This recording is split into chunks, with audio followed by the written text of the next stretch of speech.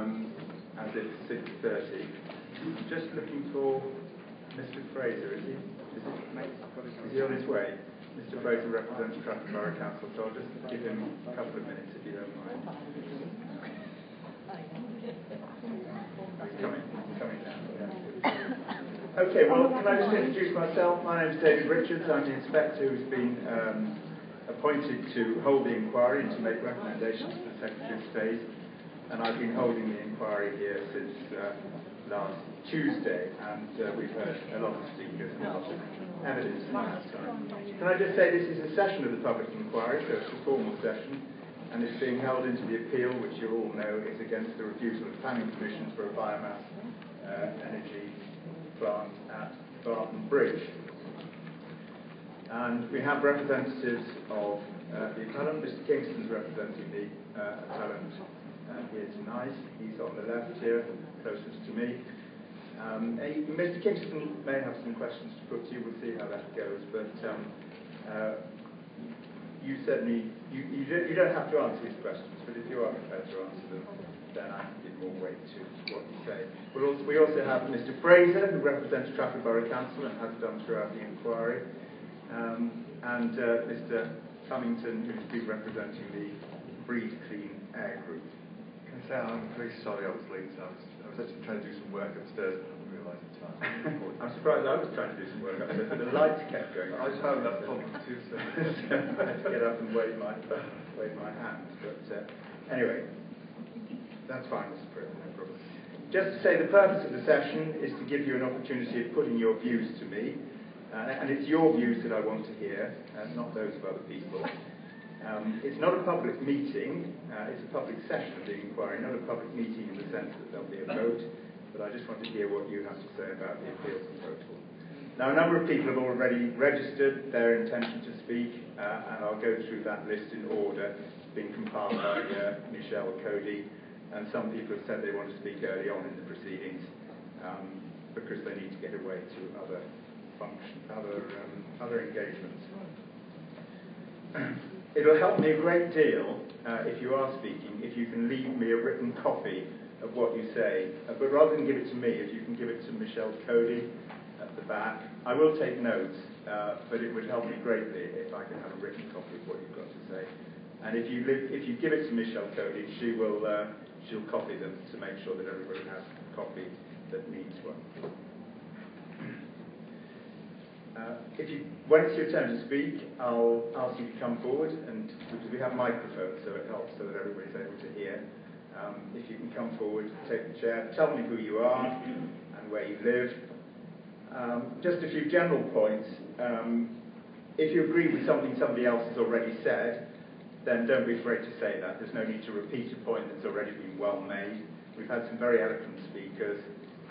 We've had a lot of people speaking on the subject of the height of the chimney stack, so that's something that's well known to me, so you don't need to repeat that, but I don't want to constrain particularly what you have to say. The other thing I'd ask you is to keep very firmly to the planning matters, and to think very carefully if you're tempted to say anything about Allant or anything that may be unsubstantiated. So really, I'm interested in the planning matters.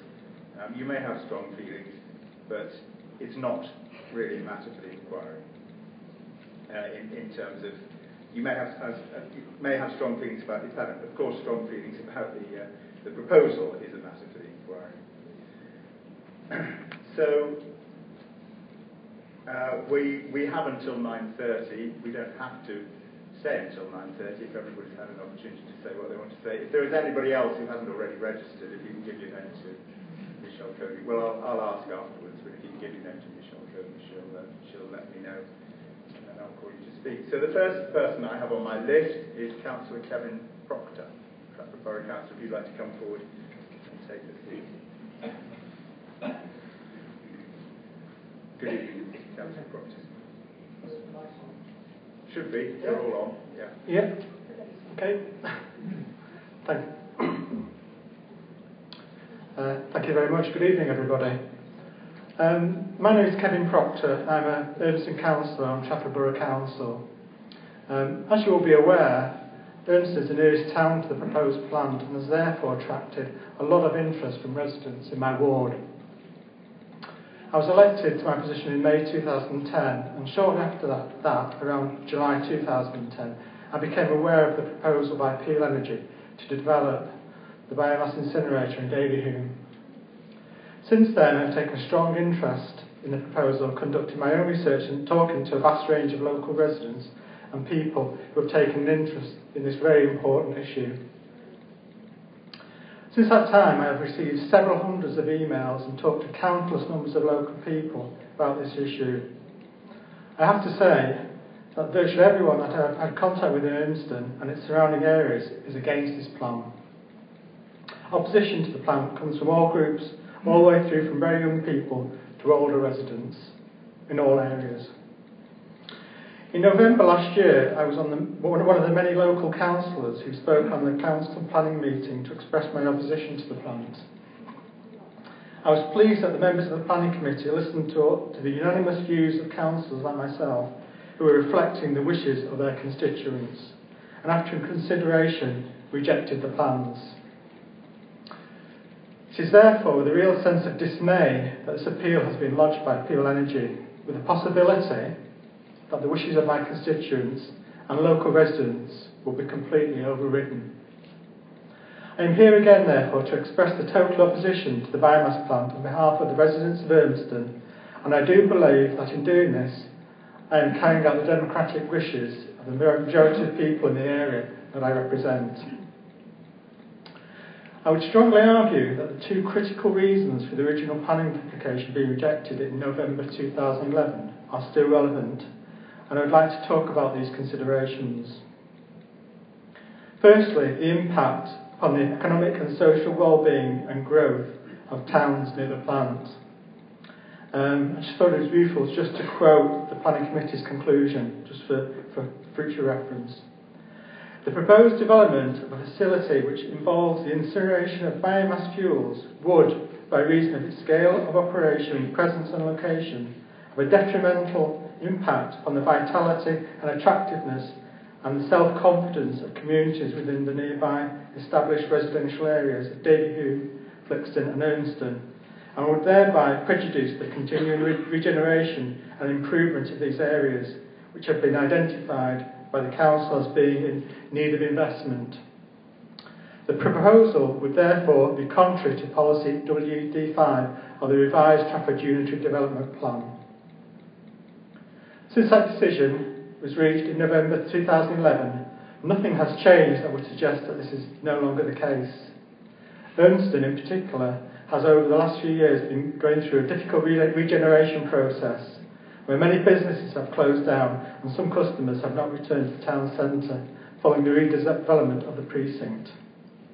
It is the view of the council, Urnston Partnership, myself, residents and local traders that the impact of the biomass plant would derail this regeneration project.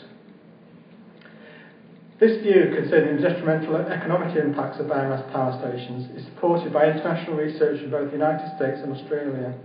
For example, in a study of the biomass plant at Diamond Hill in Western Australia, concluded that there would be dramatic negative effects upon nearby towns in respect to reduced tourism, agriculture, new residents and the loss of investment and development opportunities. Although there is no recent studies of the effect of local regeneration impacts of biomass plants in the UK, surely the consequences will be very similar to those experienced by international sites. It is not even as the plant would create a lot of jobs in the local towns. After construction is completed, there will only be 15 full-time jobs available to our local people, of little significance in terms of employment opportunities for local people and making improvements in the local economy. The second point I'd like to address is the impact of biomass waste upon the reduced air quality in the management area, leading to a widely held concern that the plant would pose an unacceptable danger to the health of local communities. On this point, I want to quote the committee again, which concluded, "The proposed development raises significant concerns amongst nearby communities that, on the basis of public available and respectable scientific evidence, about possible adverse impacts of this incineration of biomass waste, it would contribute to a substantial reduction in air quality of the area, which is already designated as an air quality management area. As a result, there is a widely held objective perception substantiated by independent objective scientific evidence that the development poses an unacceptable risk to the health and safety of those communities. Government guidance, as set out in Planning Policy Statement 23, Planning and Pollution Control, states that the objective perception of unacceptable risk to the health and safety of the public arising from a proposed development is a material consideration which should be taken into account when determining a planning application. The nature and extent of this perception is held by people living in nearby communities with regard to the risk to health and safety arising from proposed development is such that it has considerable weight when considered against the proposal and requires that the proposal should be refused. This is highly relevant to what we're talking about tonight. Since that decision was reached, the perception of an unacceptable health risk posed by the incinerator in those local communities has not diminished. In fact, it has grown over the last 12 months, emphasised by the over 7,000 signatures the Breathe Clean Air Group have recently collected, and the many representations local people have made to their elected members. The area of the proposed site is still an air quality management area, already significantly impacted upon by the petrol fumes from the heavily congested M60 motorway and nearby sewage works. This is a real important factor.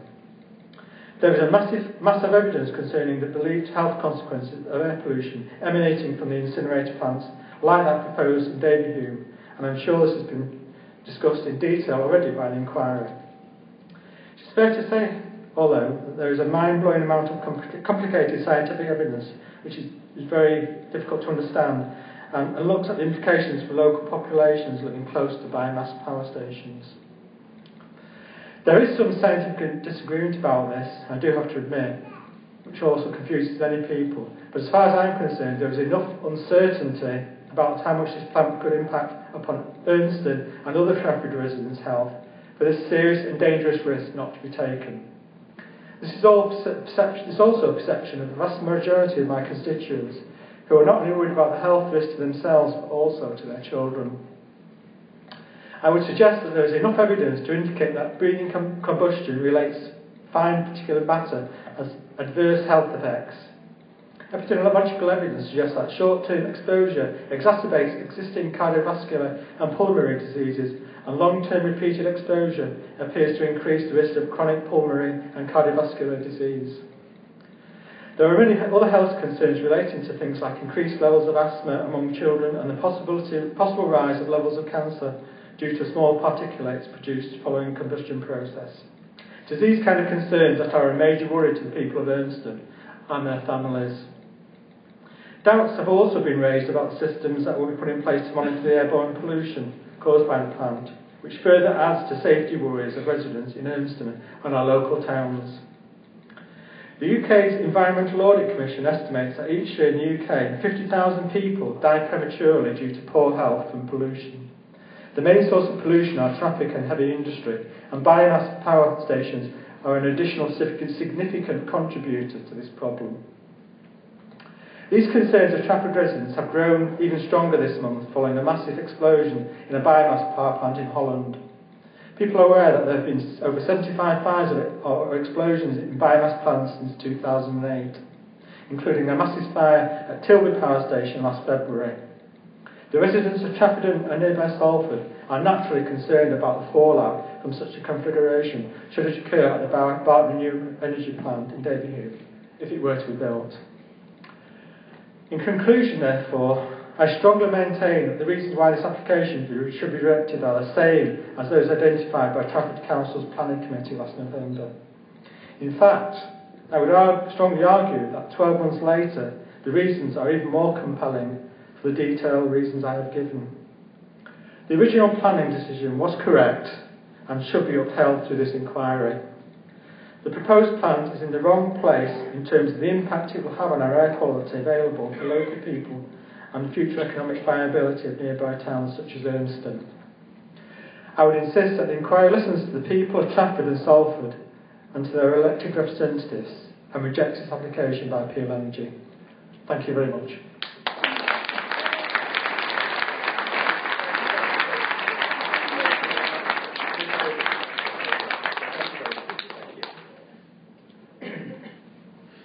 Okay, next is Mr. Duncan Mould.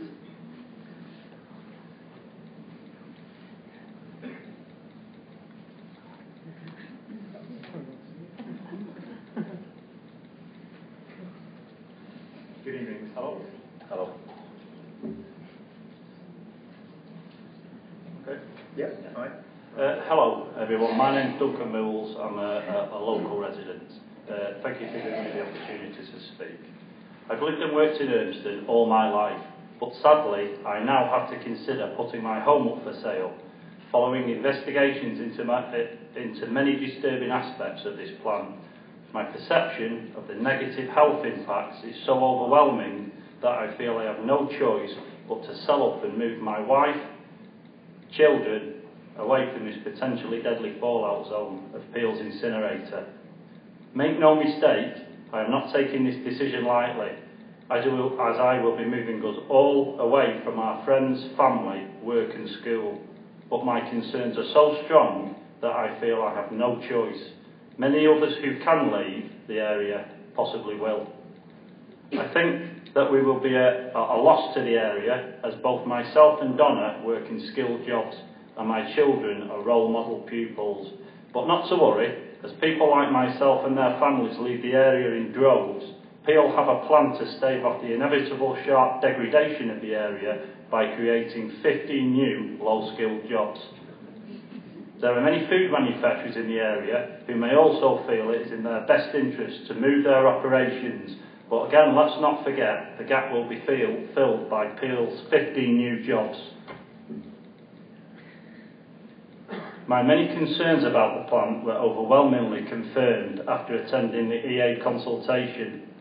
The EA had publicly stated that they were mindful to approve the permit. However, at their consultation, I was astonished to find that members of the public were having to inform them on many relevant and important points, and the baseline data for local pollution levels some of it was derived from sampling stations in Wythenshawe, which is some 8 miles away, and Glazebrook in Warrington, again some 7 to 8 miles away. How can they protect human health when they don't even know what the real baseline data is?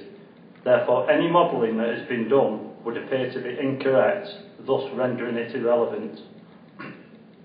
It would appear that Peel will be hiring and firing the companies that will be responsible for monitoring emissions. One can't help wondering if that would give any such company a favourable slant towards Peel. As they say, can you be careful about making allegations that you might find difficult to substantiate, because it's not done for the inquiry. Basically. Okay, fair enough. The EA also gave prior notice that their inspection will be within a 4-week period. This will give Peel plenty of advance notice to alter rundown or burn rate of the incinerator when the time comes to collect and submit the relevant data to the EA. If knowing the approximate date of any inspection or when data has to be submitted, it is like being given a winning lottery ticket the day before the draw. With only theoretical projections to work with, the boiler makers and abatement manufacturers who have made the various claims could possibly just want sales. There are no guarantees. One thing that the EA did confirm was that the recommended chimney stack height should be at least 66 metres, and that the greatly reduced stack height of 44 metres was necessary because of Barton Airport, which is also owned by Peel. Why should local people be subjected to potentially greater pollution to accommodate this fact? It's not surprising that people remain deeply concerned about the health and relevant issues when those who employ to protect them could be failing in their duty of care. The Barton High Level Motorway Bridge has a clearance height of 30.5 metres. This is the distance where the ground meets the overhead girders and the bridge of the bridge. Additionally, the girders are 2.75 metres deep and the road surface approximately 1 metre, which equates to a combined height of just over 34 metres. This data was derived from Wikimapia. Add another 3 metres or so for someone driving a coach or HGV. This means that they are almost at the same level as the top of the stack. Is anyone prepared to give a guarantee that in the 25 years of running, no emissions from the stack will adversely affect any driver who may be stationary on the bridge for up to 45 minutes during rush hour? There will be no dispersal of emissions for these unfortunate people. They will be in direct contact with all the emissions. What must also be taken into account is the average number of people in this area who have respiratory problems due to existing airborne pollutants well above recommended limits. Additionally, any failure in the filters could present another problem. I'm sure that most of you will remember the tragic event that took place on the 7th of November 2011 when smoke from a firework display was blamed for the catastrophic pile-up on the M5 where 34 cars were involved, resulting in 51 injuries and 7 deaths. This could happen here, resulting in carnage on the scale of a major airline disaster. As an engineer myself, I can tell you that in my 25 years experience, no machine ever works 100% perfectly for 100% of the time. There will be times when the abatement equipment fails. Can anyone guarantee to us that over the 25-year operating life of this plant, it will never fail? In this week's local advertiser dated 21st of November, I read 2 articles that further concern me and that I feel are relevant to this inquiry. Firstly, about a large-scale leak at a chemical plant on 10X Road, Trafford Park. Local residents were told to keep their doors and windows closed, and although there were no immediate threat to health, this incident serves to demonstrate that accidents happen despite permits and assurances. Second to that, Peel has announced plans for a massive retail and leisure site next to the Trafford Centre, Britain's largest shopping centre. Mr. Graham Sheriff of Manchester Friends of the Earth stated, experience shows that large motorway-based retail developments generate and concentrate traffic, adding to already congested roads. Climate change and reduce the quality of life for residents within a substantial radius. Many people may conclude that this additional proposal, with its polluting potential, shows an utter contempt for local people and their views. When at this inquiry, present air quality in the air quality management area and health issues related to it have been a matter of great debate and concern. If the EA did not know about this proposal when they issued a permit, I'm gravely concerned. If they did know about it, but did not choose to or were unable to factor this into their decision, I'm even more concerned. Either way, it further demonstrates why the public has little confidence that the air quality will be protected. With so many unknown factors, especially regarding health, surely the precautionary principle, as stated by the European Commission, should be applied in this case. For the benefit of those not familiar with this precautionary principle, I have lifted a paragraph from the 4th report of the British Society for Ecological Medicine, the health effects of waste incineration, that I'll read out.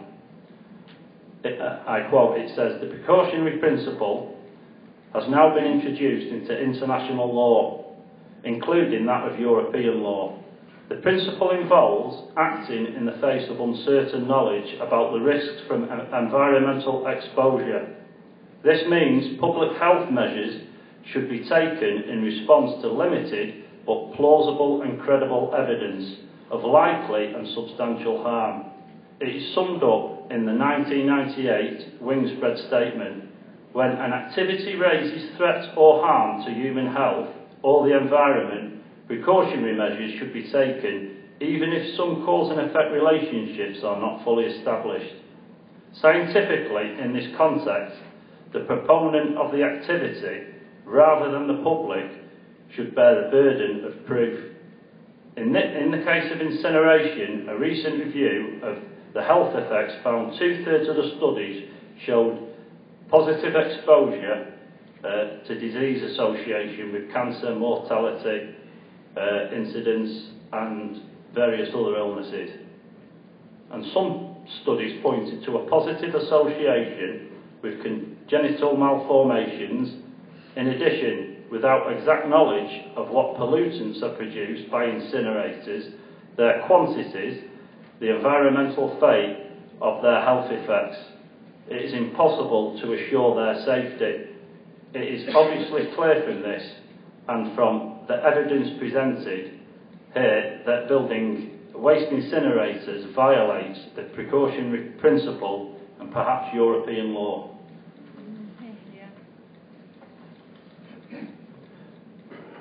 On the 11th of November 2011, at the Council's first ever ticket-only planning meeting, the community spoke with one voice. It was a proud moment for democracy when, in front of a packed community hall, all 13 planning councillors refused consent for BREP's proposal.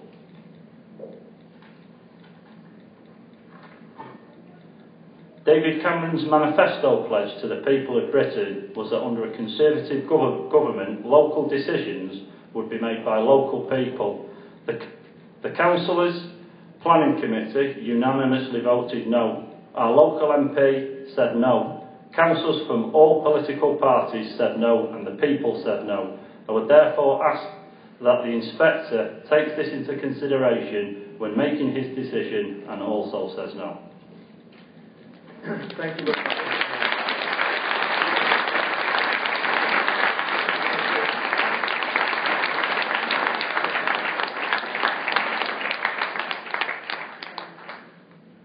Okay then, Councillor Dr. Karen Barker.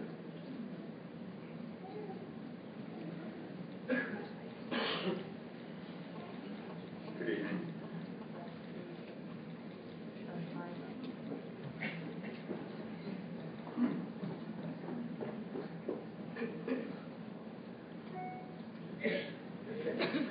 I'm Councillor Dr. Karen Barclay, and I'm Councillor on Trafford Council, and I'm an Executive Member for Community Health and Wellbeing, and I'd like to say thank you for allowing me to speak to the meeting tonight.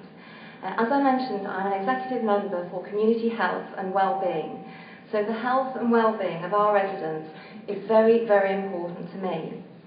The Health Protection Agency sought to reassure local residents that the emissions of noxious chemicals from the incinerator are sufficiently low that they won't be a threat to their health.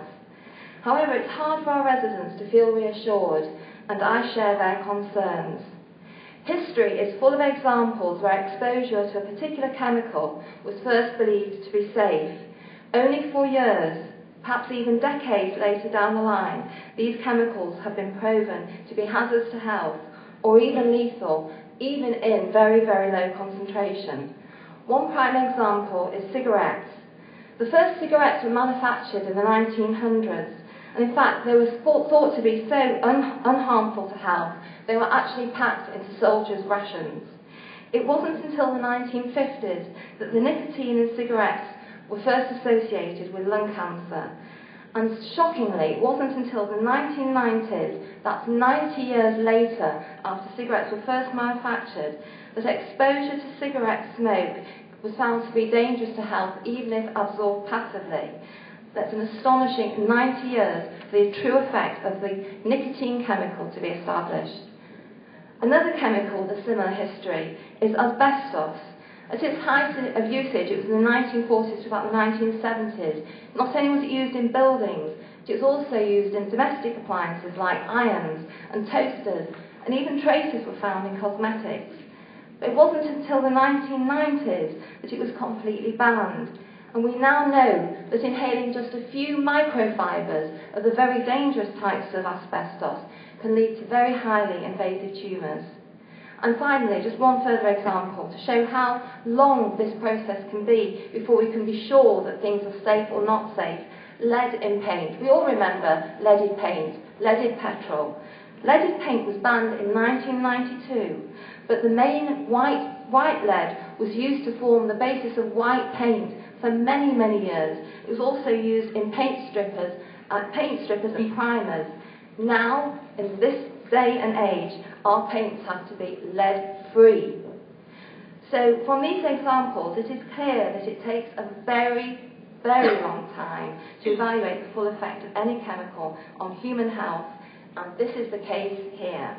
We need much, much more information and detail from far longer-term studies before our residents can feel confident that living and breathing in the air close to an incinerator is not harmful to health.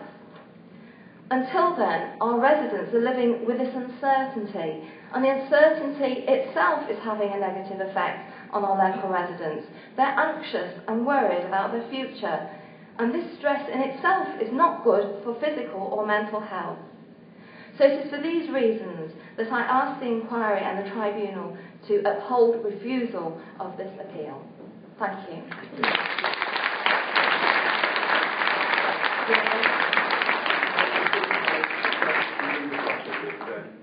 If that's possible, with Michelle Curry. Thank you very much. Okay then, Councillor Michael Hyman.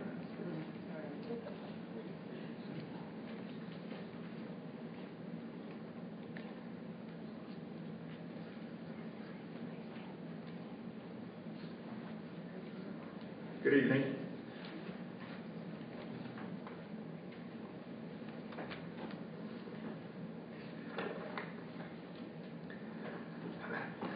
Mr Inspector, I'm Michael Hyman. I'm Trafford Council's Executive Member for Economic Growth and Prosperity. Trafford has an enviable reputation for being the economic powerhouse of Greater Manchester, and we are justly proud of that accolade. As the Council's Executive Member for Economic Growth and Prosperity, I am wholly committed to the expansion and generation of business, as economic growth is not just about economic activity, graphs and trend lines. It is about the very real creation of new job opportunities for local Trafford residents that come from that expansion and generation of business. You will have been told, sir, many times that the area around where the biomass plant may be built is monitored for air quality, and that the current level is close to the permitted ceiling. If you permit the biomass plant to be built, then it is likely that the air quality ceiling will be reached. This would mean that any other business opportunities that might just produce marginal additions of air pollutants would not be able to locate in this vicinity. You may hear arguments that the biomass plant will itself create jobs. Yes, it will, not that many, but each single job it might create could prevent the creation of an equivalent 5, 10, 15, 20 jobs in businesses that would subsequently be precluded from moving to this part of Greater Manchester. Your being here, sir, is not just to determine whether the biomass plant should be built. Your being here and the decision you reach will have a major impact on the future job opportunities available to local people. Your impact will be either truly uplifting or truly devastating on the economic quality of life. Mr. Inspector, sir, mine is a simple but specific point, and so I do not need a fancy, over-elaborate speech to make it. Local prosperity comes from economic growth, which comes from businesses taking on more and more staff, with local supply chain knock-ons in the local area. Allowing biomass to fill up what is left in the air quality ceiling will spoil new business opportunities and therefore new job opportunities, way in excess of what jobs might come with biomass. I urge you to consider, above all else, what price this community's longer-term prosperity. Thank you. Thank you very much.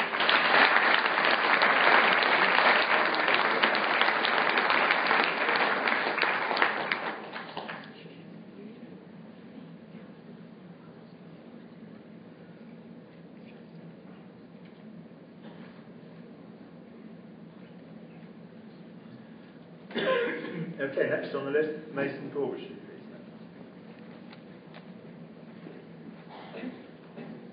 Good evening.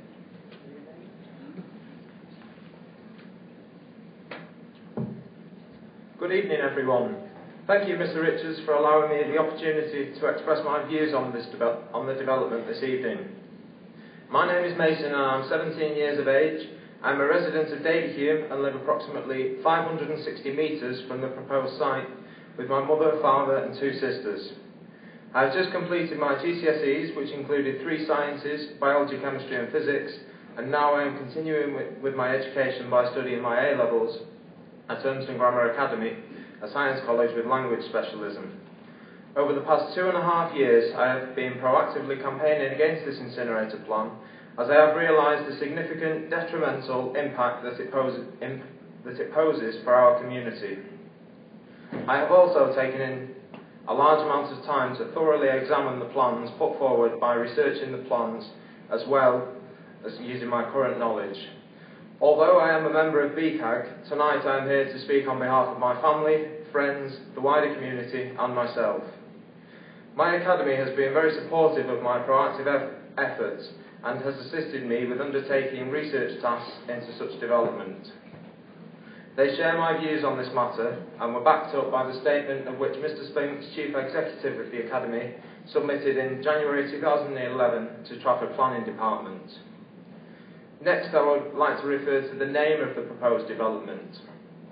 The appellant Peel Energy has named this development as the Barton Renewable Energy Plant, which I find totally misleading to the general public. This is definitely not a renewable energy plant. This is an incinerator. The definition of an incinerator is an apparatus for burning waste material, especially industrial waste, at high temperatures until it is reduced to ash. As the definition states, the process here will be incineration and not to produce renewable energy. The incinerator will be situated in the Davyhulme West Ward and not the Barton Ward, as the name implies. I have spoken to a number of people that actually haven't looked as to where the plant will be situated, but assume that it will be on the old Barton Power Station site, where B&Q is currently today, 1.8 kilometres away from the proposed site. Whilst the location of the plant has attracted already many significant objections, I believe that there are many more people that would have objected as well to this development had they known and fully understood the true location of the proposed site. From my experience, it seems that particularly the elderly community who have reduced access to internet and media sources, who seem to be under the misapprehension that it will be sited at Barton on the site of the old Barton Power Station. Therefore, the name is wholly misrepresentative of the development. Instead, it should be called the Davyhulme Incinerator, and therefore I will refer to it as the incinerator as I continue. The incinerator is planned to burn waste including wood from construction and demolition sites, along with solid recovered fuel. Anyone knows that if you burn plastics, which is classed as solid recovered fuel, then toxic gases are produced. No matter how much is burnt, there are still toxic gases released. Just last Friday, there was a major chemical leak of hydrochloric acid gas in Trafford Park, and a cordon was put in place for 4 hours until the acidic gas had dispersed. This shows that no matter what the industrial process, there is still potential for something to go wrong, causing a problem for the local community. we have already seen a large number of fires at biomass plants. For example, the Port of Tyne and at the Tilbury Power Station. Also, there was a wood recycling plant at Orsett where a wood fire broke out recently. Although vandals started this fire, the fire was not allowed to be put out for 35 days. The local fire service was not able to put it out for fear that it would damage the local water table. This once again shows a risk that is posed to the local residents within the close proximity. There is now a methane plant adjacent to the proposed site at United Utilities. The methane plant is a development that extracts methane gas from the sewage at the wastewater treatment works. This gas is then stored in the large green balls and then injected into 5 gas engines, which is burnt to produce electricity. Then this electricity is exported into the national grid. Since we have already seen a number of biomass plant fires recently, I share the concerns of many other local residents that if you have methane gas, which is flammable, next to a facility that could potentially combust spontaneously, then there could be a complete disaster with the stored gas on adjacent land. As well as the potential fire risk, there are also risks of planes crashing into the plant due to the very close proximity to Barton Aerodrome. This is not beyond the realms of possibility, as over the years there have been cases of planes crashing into homes and other facilities in close proximity to the aerodrome. In just the last couple of years, there have been 2 major incidents here, the most recent being in 2011 at Newlands Avenue, Peel Green, and in 2009 at Brookhouse Avenue, Peel Green, both of which are both extremely close to the proposed site. I would now like to briefly refer to an email that I became aware of which was sent by Mr. John Whittaker, Peel Holdings Chairman, to the Peel Dome users. I've attached a copy of the email to my statement for reference for all parties. After this email was sent out to the Dome users, a number of letters of support of the application were submitted to the Trafford Planning Department. On the 19th of January, BCAG went and examined the public register. They came across just 62 letters of support for the application. The letters came from 33 different locations, including 2 from Southampton, 4 from Kew, 4 from Liverpool, 2 from Macclesfield, 2 from Warrington, 5 from Altrincham, 1 from Cheltenham, 1 from Rochdale, 1 from Bury, and 3 from Lynn. The majority of these people would not be impacted upon this development. These emails were also of very similar content, as they have been generated using the template which created an email from ticking checkboxes that the user chose. I looked into this piece of software and there were about 19 different generic emails that could potentially be generated from this and were not personal to the individual person. This piece of software was hosted on a website by Great, generating renewable electricity at Trafford. The Great Group were a group of 3 people set up in support of the application to add support to the appellant's case. They consisted of 3 men that worked at the Davyhulme Wastewater Treatment Works, Envirolink Northwest and Callow Process Systems. At this inquiry thus far, I haven't seen any third-party speaker express support for the application and haven't seen any activity from the group in public except from on their website and in local newspapers. There is such a greater opposition to this development from local people, and this can be demonstrated by just looking at each of the group's petitions. According to the Great website, they have 214 signatures on their petition, compared to over 7,000 signatures collected by BCAG and other objectors. Up to and inclusive of the 17th of January 2011, objection letters were as follows: 1,461 letters of objection and just 62 letters of support. Over the last 3 years, we have seen the redevelopment of Urmston Town Centre, which is now more commonly known as Eden Square. The town centre has continued to be improved since first opening in June 2009. It has already become apparent already during the inquiry that this development would not continue to improve the local community, but instead put a burden upon the regeneration of the area. We must do everything within our capacity to continue to improve the local borough, as well as doing what we can to enhance the community that we live in. By adding an incinerator, within my view, would not improve the area, but instead contribute to degeneration of the community. The residents of Urmston, Davyhulme and Flixton, in particular, have become more community involved and locally aware of their local community and area. There's been a great support for the Breathe Clean Air Group campaign, as residents have become more aware of what is going on in their surroundings. For the first time this year, since 2004, tomorrow there will be a Christmas light switch on in Urmston, which shows how the community are getting more involved and proud of the community that they live in. We need to put the you back in Urmston and get the community more involved in local decisions and what goes in their local community. We need to remember local people should determine local issues. I believe that the decision of such local development should be determined on a local council basis in conjunction with the idea of localism. Local democracy is where local decisions should be decided upon by local residents who ultimately have to live with any development within a community for the near future.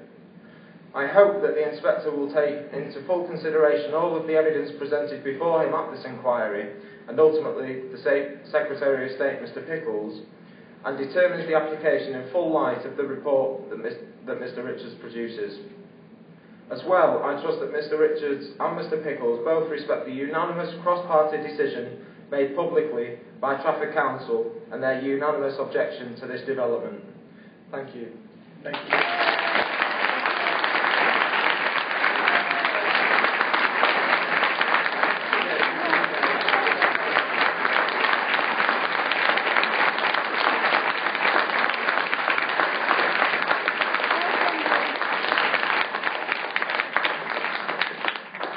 Mr. Keith Pilgrim, please.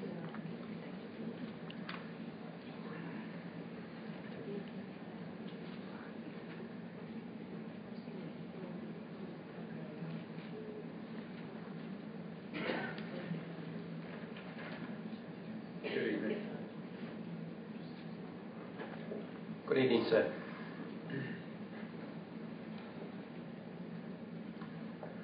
My name is Keith Pilgrim. I live at 21 Westover Road, Davyhulme. I'm a degree qualified mechanical design and development engineer. For the last 26 years, I have worked in the oil, gas and defence industries. In my previous roles, I have worked as a rotating equipment reliability engineer on major oil refineries both here and abroad. I currently research and develop dynamic power transmission couplings for the gas, turbine and compressor industries. 1. Plant efficiency. 1.1. Waste heat. As an engineer, it is with dismay that during this inquiry, the impellant has not convinced me that the waste heat from this plant will be fully utilised. Dissipating kilowatts of energy into the local atmosphere is a complete waste of this resource. It is evident that there are no local process users within the vicinity of this plant. 1.2. Plant location. As the appellant is now looking for customers to take the waste heat, it shows that the planning application is flawed. I agree with the comments made by Mr Watson when he was cross-examined. The United Utilities biogas engines and an Exine coal bed methane plant are tied to the local area due to the resources. This incinerator is not. Surely, as a part of the initial planning procedure, the first task will be to identify a waste heat process user and then find a suitable location to build the plant that will not impact on local residents' receptors. An example I know well is the Immingham CHP plant on Humberside. This plant has been built in between two oil refineries supplying electricity and process steam. This further proves that this is an ill-conceived location for an incinerator. Waste hierarchy. Article 4 of the Waste Framework classifies landfill and incineration without energy recovery as disposal. Therefore, this proposal is classed no better than in landfill. I now looking through the documentation for this inquiry. No R1 calculation has been submitted to confirm the plant meets the 0.65 criteria. Plant thermal efficiency. The appellant in their greenhouse gases statement, core document 8, has stated that the plant will have a basic thermal efficiency of 28%. Using the figures quoted, I generally agree with this calculation. However, it does not take into consideration imported electricity and the fuel oil used to start the combustion process, 216 tonnes per year. Where I do not disagree, don't agree, is with the calorific value of the fuel, 11.41 megajoules per kilo, which seems low for this feedstock. I've attached a table on the DEFRA document titled Waste Wood as Biomass Fuel. This indicates the calorific value should be higher, and therefore the plant efficiency should be lower for the given output. Plant upset conditions. I have a major concern about the vicinity of the plant to local residents. You cannot just turn off this plant like a switch. From experience working on process plants, upset conditions do happen, be it mechanical, electrical failure or operator error. In the event of an upset condition, high unabated emissions could be released into the local environment.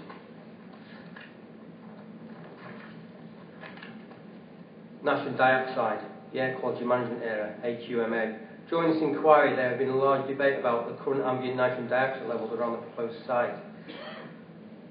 As already widely discussed, the appellant wishes to site the incinerator next to an AQMA. This AQMA has been designated as it already acknowledged that nitrogen dioxide levels reach environmental quality standards due to the high traffic volume down the M60 motorway. The point of declaring an AQM is to put plans in operation to reduce the ambient nitrogen dioxide levels to safe levels for residents living close to the motorway. Therefore, I cannot understand why we would want to site a major industrial combustion process at this location that will add large amounts of nitrogen dioxide into the air quality management area. Most sensitive receptors. The appellant's environmental statement, CD5A, states that Tyndall Street is the most sensitive receptor, 0.69 process contribution. After listening to Dr. Holmes' evidence, I was shocked to discover that this is incorrect, and there are properties on Wilford Street which fall within the 0.8 process contribution band, which is 2% of the environment quality standard. How can such a fundamental error be made? This gives me no confidence in the appellant's air quality modelling. Why has the appellant conducted no testing in the local area to establish baseline ambient conditions? Diffusion tubes are very inexpensive, cost around £5 each, including lab analysis. It should be noted that these properties are within just a few metres of the M60 motorway. It can therefore be concluded that the ambient nitrogen dioxide levels at this location will be similar to 673 Liverpool Road, which has an average of 62 micrograms per metre cubed since 2005, which is more than 50% above the EQS 40 micrograms per metre cubed. Clearly, with such poor air quality, it is unacceptable to burden these residents with additional nitrogen dioxide from this incinerator. Tyndall Street. With reference to my report titled Nitrogen Dioxide Levels Around the Barton Renewable Energy Plant, I think I sent it to the inspectorate a few months back. Okay, you should have a copy. I spent a great deal of time trying to prove that nitrogen dioxide levels around Eccles Continuous Monitoring Station, 2.5 kilometres away, did not represent the area around Tyndall Street.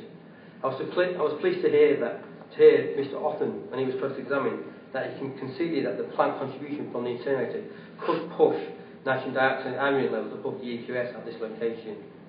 I know that there are a number of families with young children living on this street. The World Health Organization, which is stated on CD 105, states that nitrogen dioxide, the annual mean limit should be 40 micrograms per metre cubed. The maximum hourly dose should be 200 micrograms per metre cubed. Health effects from the study show that federal studies have shown that symptoms of bronchitis in asthmatic children increases in association with long-term exposure to NO2, reducing lung function. Growth is linked to NO2 concentrations currently observed in cities of Europe and North America.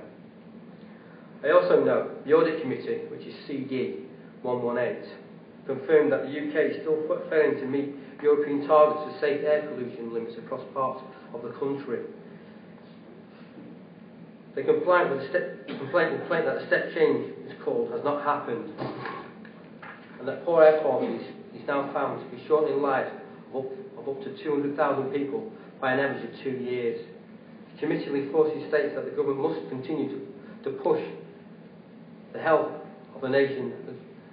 Government must continue to put the health of the nation, must not put the health of the nation at risk, and warns against the proposed extension of deadlines to comply with EU targets, saying we must see no circumstance in delaying in achieving EU limits. Visual impact, plans and drawings. As this is a planning inquiry, one of the fundamental issues is the size of the proposed development and how it fits within the local environment. I have spoken to a large number of residents, and when I explained that the main turbine building will be higher than the M60 motorway bridge and the chimney will be about the same height as the chill factor, they are stunned. Why are the local population unaware about the scale of the proposed development? I tried to produce a computer-generated 3D model of BREP a number of months ago, but it was very difficult with the plans and the information that the appellant had released to the general public, as they were not dimensioned. The only way I could determine the size of the main building was the scale of the chimney with a plastic ruler, as this was the only dimension known, 44.23 metres. If it was difficult for me, as a design engineer, it would be impossible for the vast majority of the general public. Even today, if you look at the appellant's website, or look on information displayed on public record at Ermston Library, I am unable to find any dimensional drawings. I complained to the planning department at Trafford Borough Council, and new plans were issued, but again, the main buildings were not dimensioned. The appellant merely added a scale bar, but no units were stated. Still not happy, I complained again. This time another set of drawings were issued showing building heights, but no building widths. As far as I'm aware, these latest drawings are not on public record. Inspector Sir, I do not believe the appellant has been transparent with the general public with regard to the size of this development. A number of artist impressions of the proposed plan have been widely circulated in the local press, but these images do not give a sense of scale. If this proposal is given the go-ahead, there will be public outrage during the construction phase, when it begins to tower above the local skyline, but by then it will be too late. Clear, concise drawings, dual dimensions, should have been issued with this application to fully inform the general public. Visual impact at night. The height of the BREP chimney, or lack of it, has been well documented at this inquiry. It must, however, be noted that due to its locality as part of an aerodrome, the chimney buildings will need to be fitted with red aircraft warning lights. This will create further nuisance at night for local residents in the form of light pollution. This area suffers from excessive light pollution due to the Trafford Centre. So I'd like to conclude. Based on my evidence, I therefore conclude that this is an inappropriate location to site an incinerator of this type. I therefore trust the Inspector and Secretary of State will agree with my conclusion and reject the appellant's appeal. Thank you for listening.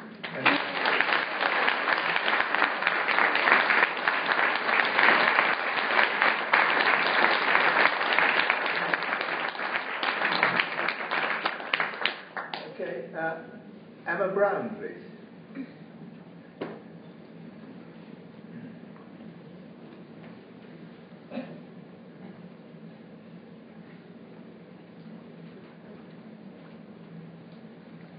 Good evening, thanks for letting me speak tonight. My name is Emma, I'm a local resident and have been for 32 years of my life. I now have a 9-month-old daughter.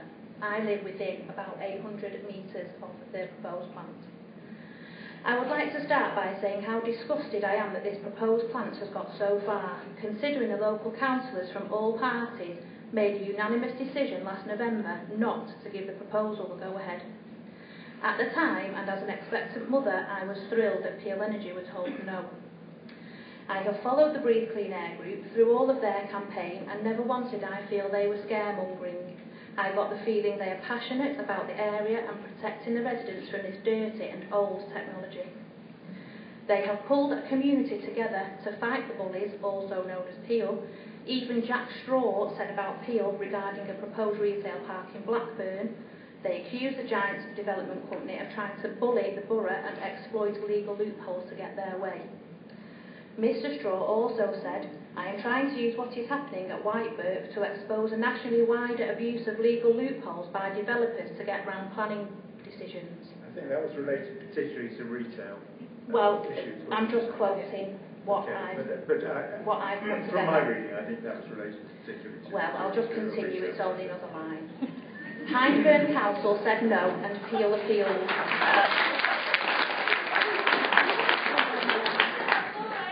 Hyndburn Council said no and Peel appealed. The planning inspector said no as well, but Peel do not enjoy taking no for an answer.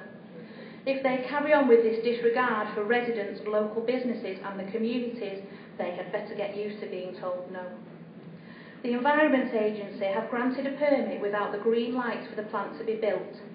This stinks as bad as the wastewater treatment works on a hot summer's day or a cold November day. Which brings me to the ironic point that Peel Holdings threatened action against the wastewater treatment works if they didn't reduce emissions and smells affecting potential customers to the Trafford Centre. Shame Peel does not have the same regard for local residents. There is no plant similar to this in the United Kingdom. How can the Environment Agency grant a permit for something they have no comparison for emissions and safety? In fact, how can the plant be considered at all? I have contacted the Environment Agency for an explanation, but have yet to receive one. And considering I've been waiting over a month, I can't see me receiving a reply at all. The Environment Agency's aims and roles state on their website that our principal aims are to protect and improve the environment and to promote sustainable development. We play a central role in delivering the environmental priorities of central government and Welsh Government through our functions and roles. We aim to make your community a better place, who to contact if you have an environmental problem and how we work with others. They are not meeting their aims in this case. We live in an air quality management area. I believe when Peel carried out an air quality test that it was carried out in Glazebrook, some 8.5 miles away from the site. Why? Should the air quality not have been monitored within a specific radius of the proposal? It is easy and rather scary to Google the air quality for our area. I am no expert, but this is what I found from the DEFRA website. Health effects of poor air quality. High levels of pollution are known to affect health and the environment. The elderly and the very young especially, those with pre-existing medical conditions such as heart disease, bronchitis, asthma and other types of lung disease are most at risk of suffering adverse health effects from poor air quality. Very high concentrations of some pollutants are associated with the development of cancer, including leukemia and lung cancer. Summaries of the health effects associated with different pollutants are shown in Table 1.2, which I've got in front of me. The pollutant benzene, from its main source of petrol vehicles, can have health effects carcinogenic, in particular associated with the development of leukemia. Butadiene, from road transport, which is carcinogenic linked to bone marrow cancer, lymphomas and leukemia. Carbon monoxide from petrol vehicles and industry, which interferes with the transport of oxygen around the body, affects the heart and brain. Lead from industry causes brain impairment in young children.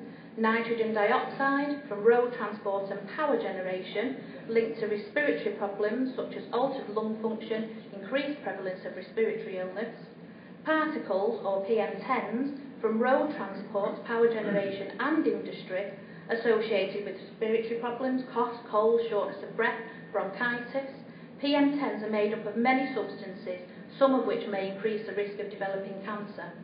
And sulfur dioxide from power generation and industry linked to respiratory problems. People with asthma are most at risk. I have friends and family who suffer severely with asthma. 2 of them are only 10 months old. When they spend time away from their area, their condition improves considerably. Surely, looking at this small piece of evidence, we should be seriously considering the location of this plant. It does not take a rocket scientist to discover the area is highly polluted, thanks to Trafford Park, which falls under industry in the above table. The M60, with its horrendously high volumes of traffic commuting to and from work in the Trafford Centre, comes under road transport and petrol vehicles in the table. So looking at the table, we have 3 of the 4 main contributors to health effects, and then Peel want to go and add the 4th, power generation. In my opinion, pure stupidity. I grow my own vegetables and fruits in my back garden, and I'm considering buying chickens to provide my daughter with fresh food and for her to learn where food comes from. I am worried, as the Health Protection Agency have stated, that if you live within 2 miles of an incinerator, which we do not eat your homegrown vegetables or eggs. Puts a stop to me getting chickens and teaching my daughter about real sustainability. I found a link on the website about renewable energy, and it says that renewable energy is energy that comes from natural resources such as sunlight, wind, rain, tides, waves and geothermal heat, which are renewable because they naturally replenish at a constant rate. Again, the fact that it has gone this far is diabolical. We live in a highly residential area with a good community spirit which has shone through throughout this public appeal. Money talks is the old phrase. In our reply, not in Davyhulme it doesn't. Clean air shouts much louder.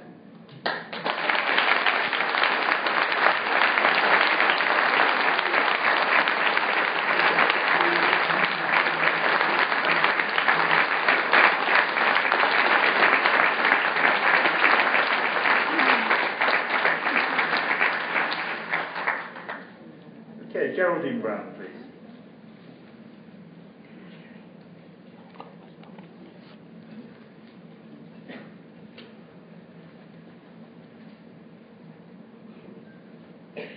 Good evening.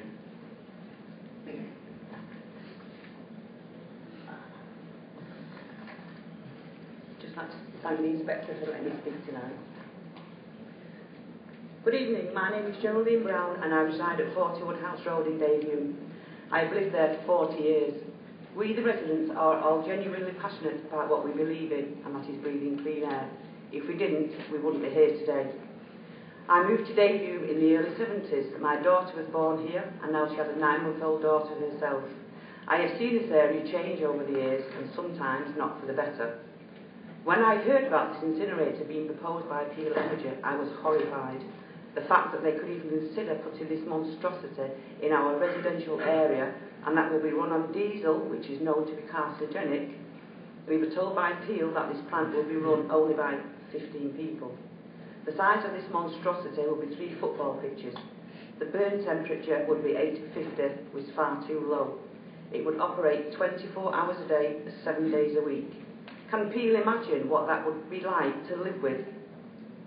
I can give you the answer to that. No, they would not. The plant will cast a huge shadow over our highly residential area and be a blot on the landscape.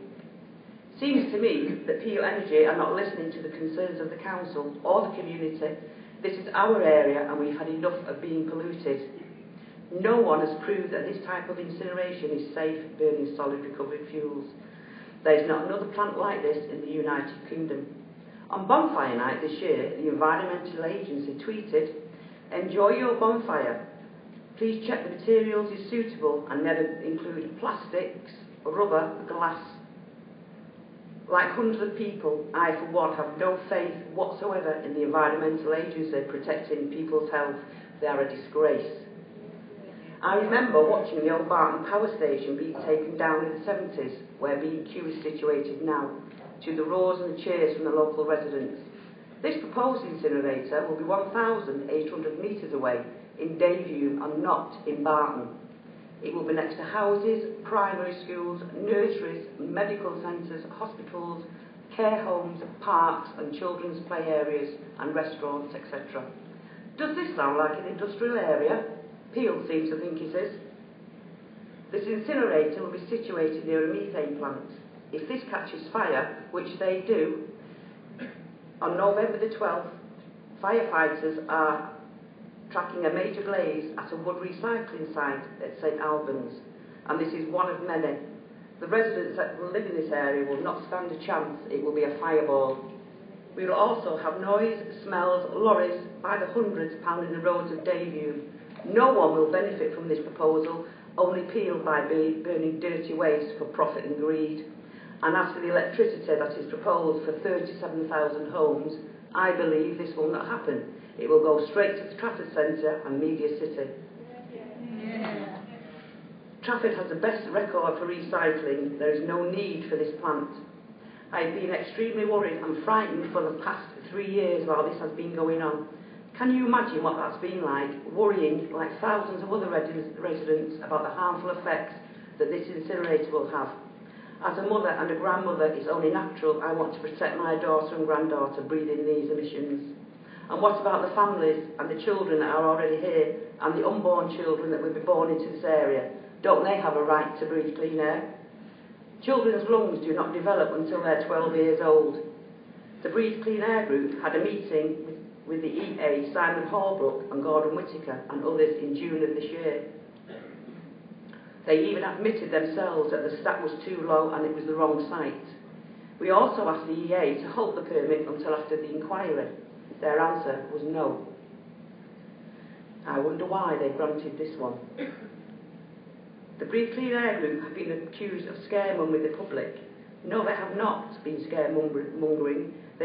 What they have been doing is informing the public of the truth about the harm these incinerators cause to human health.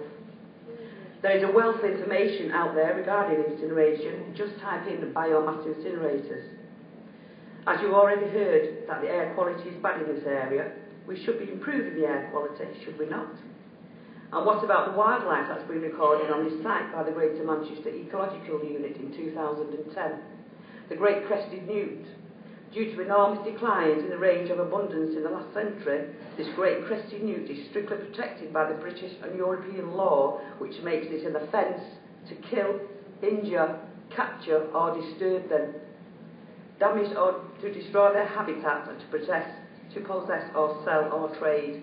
This law refers to all great crested newts' life stages, including eggs. Their habitat will be destroyed to build this incinerator. Buzzards.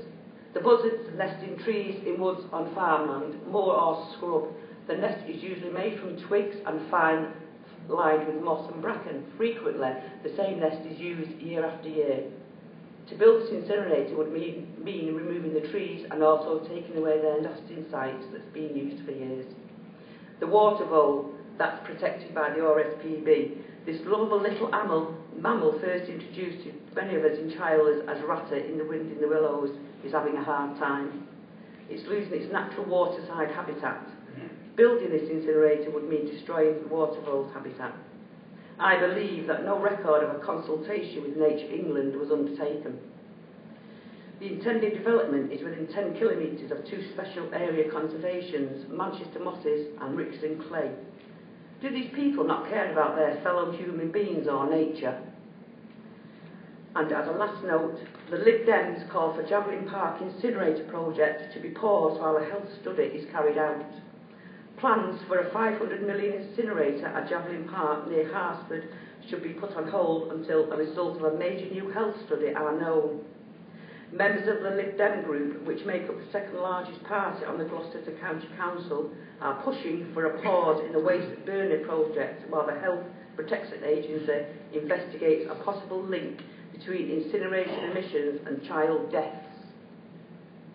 In January, the HPA commissioned a team of researchers to examine a potential connection between incinerators and a range of adverse health outcomes, including birth defects, stillbirths, and low birth weights. Anything that creates pollution in the course of producing electricity isn't considered to be clean, green or renewable. And just a quote from Gordon Whittaker again from the EA, the environmental permits we issue serve a purpose to protect the environment and the community. All I can say to that is, we don't believe it. As a resident of Davyhulme and for the health of my daughter and my granddaughter and the community, I urge the inspector to reject the planning permission for this incinerator. Thank you for taking the time to listen.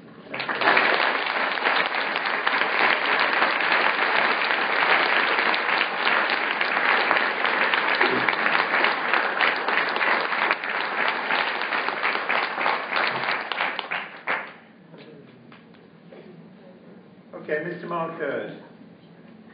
just to say once again that there are a number of common themes emerging, and I appreciate people feel strongly about them, but you know, I have got a note of what's been said, so if you agree with what people are saying, you can say that rather than repeat it all. Mr. Mulherd, is he around? No, I don't think so. Anybody know? No? Okay.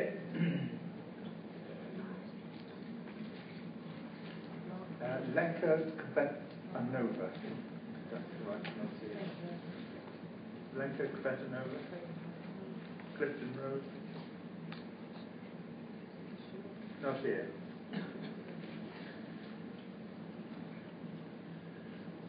Okay, Mr. Ian Williams then, please.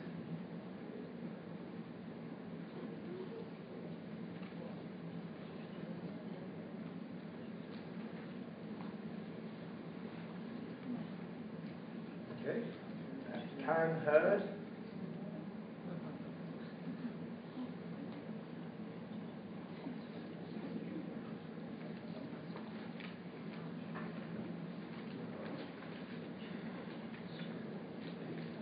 Lisa Wilson.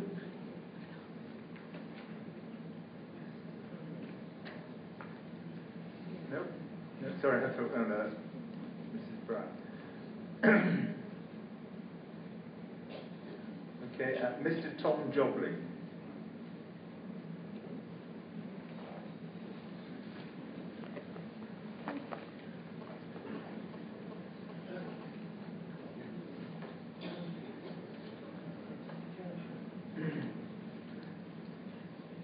Evening, Mr. Jobling. Evening. Thanks for giving me the opportunity to speak. My name is Tom Jobling. I'm a local resident and also a small business owner in the area. I would describe myself as one of the millions of people in the country today that is totally disillusioned with politics and the decision-making process. So I'm looking to you, Mr. Richards, to restore my faith in the decision-making process by stopping this proposal. If I put my first hat on as a resident, I've lived in the town of Flixton for 32 years. My opposition to this proposal is that we already have our fair share of pollution in the area. We have a high concentration of factories in Trafford Park. We have a chemical plants in Carrington. We have a water treatment plant in Davyhulme. So basically, we have a very, very poor air quality in the town. As far as traffic's concerned, our friends at Peel built the Trafford Centre a number of years ago, which attracted thousands of cars into the area, causing gridlock. As if that wasn't enough, they extended the development a couple of times, and we now got Event City being built, and which will make the situation worse. Obviously, putting the plant up in Davyhulme will exacerbate this situation and make it even worse. With regard to the plant, my concern is that if it isn't stopped, what usually happens is that what starts off as one thing turns into something else at a later date. The description that Peel have given regarding the plant is probably the 120% best scenario that could possibly be. And in reality, nothing is 120%. And what might start off as, you know, regenerating waste from the UK, I believe would turn into other contracts from other places, other countries, taking their waste to make more profit. A few months ago I was watching the TV and I noticed that Peel, who seem to own most of the towns and land in the northwest, were promoting that they were going to redevelop Liverpool waterfront, and the people who they were asking to help them do it were the Chinese. They wanted the finance of the Chinese. Well, they'd be the prime candidates or a similar type of nation that would produce a lot of waste that would benefit from something of this nature. So as a resident, that's my opposition. If I put my other hat on now as a local business, I run a stationery shop in Urmston, in the precinct. It's only a local shop, but it serves the community. It won't register on Peel's radar, but nevertheless, we provide a service. Indeed, I recognise quite a number of my customers in the audience there. We've already had a really, really tough time in terms of the regeneration of Urmston. We've been without a precinct for a number of years, and it's only recently, and we're only talking in the last 4 or 5 weeks, that we've managed to get some shops into the area, with the opening of Iceland and Aldi and Quality Safe. I rely on the local community to keep my business going, and this plan will totally derail any, as people have said before, any shoots of, you know, regeneration and prosperity. Many people who are here today have spoken of, you know, considering moving out of the area, and, you know, quite frankly, the way the situation is, not only with the economic situation, but the situation in Urmston, it would mean that, you know, I would probably consider my future as a local retailer, and obviously if the plant opened, even my situation as a resident. As I said at the beginning of my speech, is that I'm not a political animal, but I do keep it abreast of what's going on in the community, in the country. And every time I turn the telly on and listen to the news, one of the themes that I keep hearing is that Mr. Cameron's vision for the country is that he wants a big society where local people take responsibility for their local issues and have more say. Well, in our big society in Flixton and Urmston, we've already rejected this proposal. All the people who we've elected, the whole town, have rejected it. So you shouldn't really allow the wishes of the people to be undermined by a big organisation that can exploit legal loopholes and, obviously, for profit, overturn the mass majority's decisions. Okay, thank you.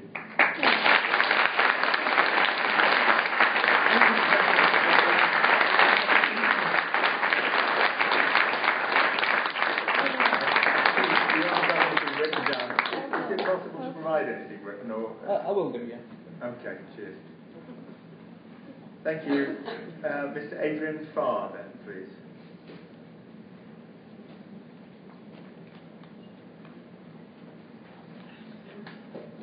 Good evening.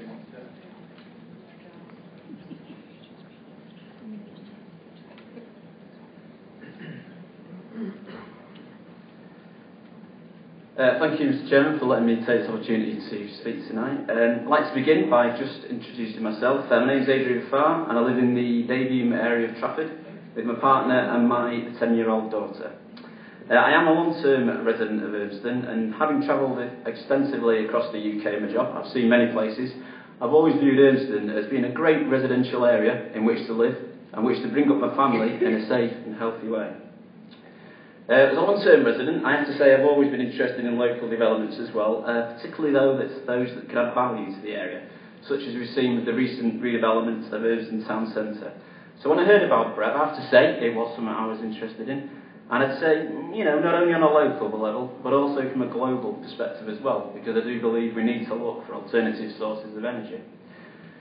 In terms of the project itself, I have approached it with an open mind. I've listened to both sides of the argument, be them from Peel, the presentations that they put on at the local sports centre, through to the work that the Breathe Clean Air Group have done. Now, having done this, I do feel there's only one conclusion that I can reach. The power plant should not be built in its current location, and I and the family and friends who have asked me to speak tonight strongly oppose this development. So why is it? Why is that the case? Well, for us, there's two key reasons. Firstly, the location of the plant. As many people have already said tonight, we live in an area of high pollution, where we have air quality management areas. Surely, against this background, we should be looking to reduce pollution in this area and not increase it. And the plant will surely do this, be it through its own emissions or through those of the transport that service it. We also consider the location to be wrong, as Urmston is very much a residential area, with home schools and many local amenities such as sports centres, etc., close to the chosen site. So subject to local residents, particularly those with respiratory illness, be these children or old age pensioners, to increased levels of pollution can only do them harm. And we have to ask, is that right? We also feel it has the potential to affect the usage of local amenities by customers both inside and outside Urmston, which in itself has potential economic consequences for the continued redevelopment of this area in which we're living. In terms of my second objection, well, this really rests with the technology being used. It's my understanding, and I know a lot of people have mentioned this, that due to the site's close proximity to Barton Airport, then the standard side of chimney associated with this side of plant cannot be used. So instead, we're going to have a chimney at a much reduced size, which will not disperse the emissions as efficiently, and it's going to concentrate them in the local area. Now, I ask the question of everybody here tonight, is that really the right solution to the problem? Let me put this another way. If a car manufacturer is faced with a global shortage of current seatbelts, would they revert to using rope as an alternative seatbelt? It would do the job. The car would still get from A to B, but it would be at the great expense to the health and safety of the general public. Now, I think we all know, everyone in this room, that the answer to that question is no. If the technology is wrong, and if the technology puts people's lives in danger, a project should be stopped. It should not be progressed. Halfway solutions, as we are seeing with this chimney stack, are not the way forward for the residents of Urmston. So, to summarise my own and the friends and family's viewpoint, we strongly oppose Brett's development. It's the wrong technology in the wrong location. One final point just to finish on, Mr. Chairman, now. A lot of people have lost faith in politics these days for various reasons, and I'm not one of them yet. I still consider that if you think something is right, you should stand up and be counted, and hopefully the authorities will make the right decision. And I was only explaining this to my daughter just the other day in the terms of what this whole process is actually about. So I do hope early next year that when the decision is reached on this development, I can use the whole experience as an example to my daughter of what good can be achieved through the political process, rather than an example of where politics has failed the people again. Thank you for your time, Mr. Chairman.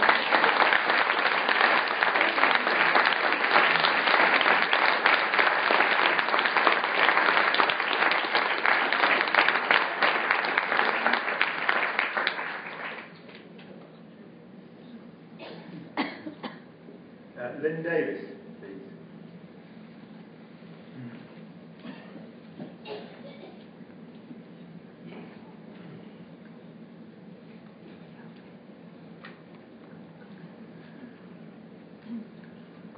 Good evening.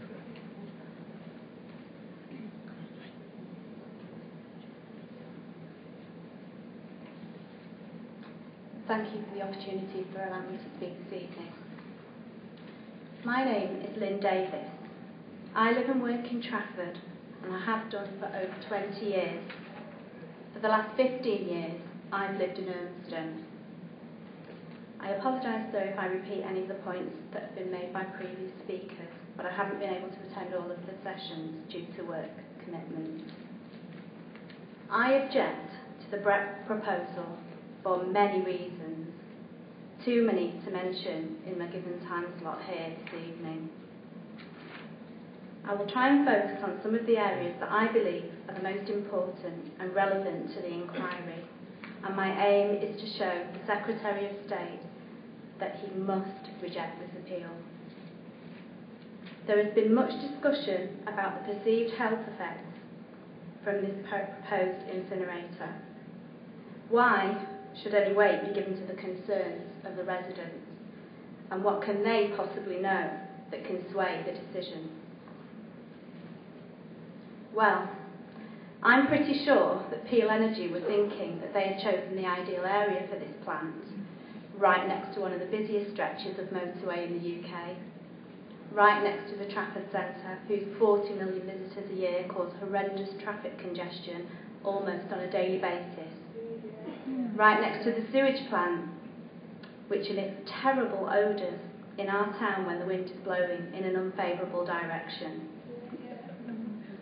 I'm certain what Peel didn't bargain for was that the people of Ernston, being intelligent, enlightened and educated enough, would look at the facts for themselves and that they would make a stand against their powerful and wealthy corporation.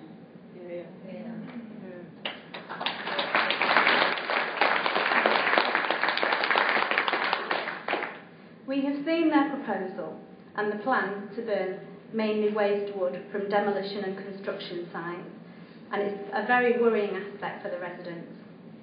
This type of wood is known to be treated with CCA, and when combusted, this emits a poison known as arsenic.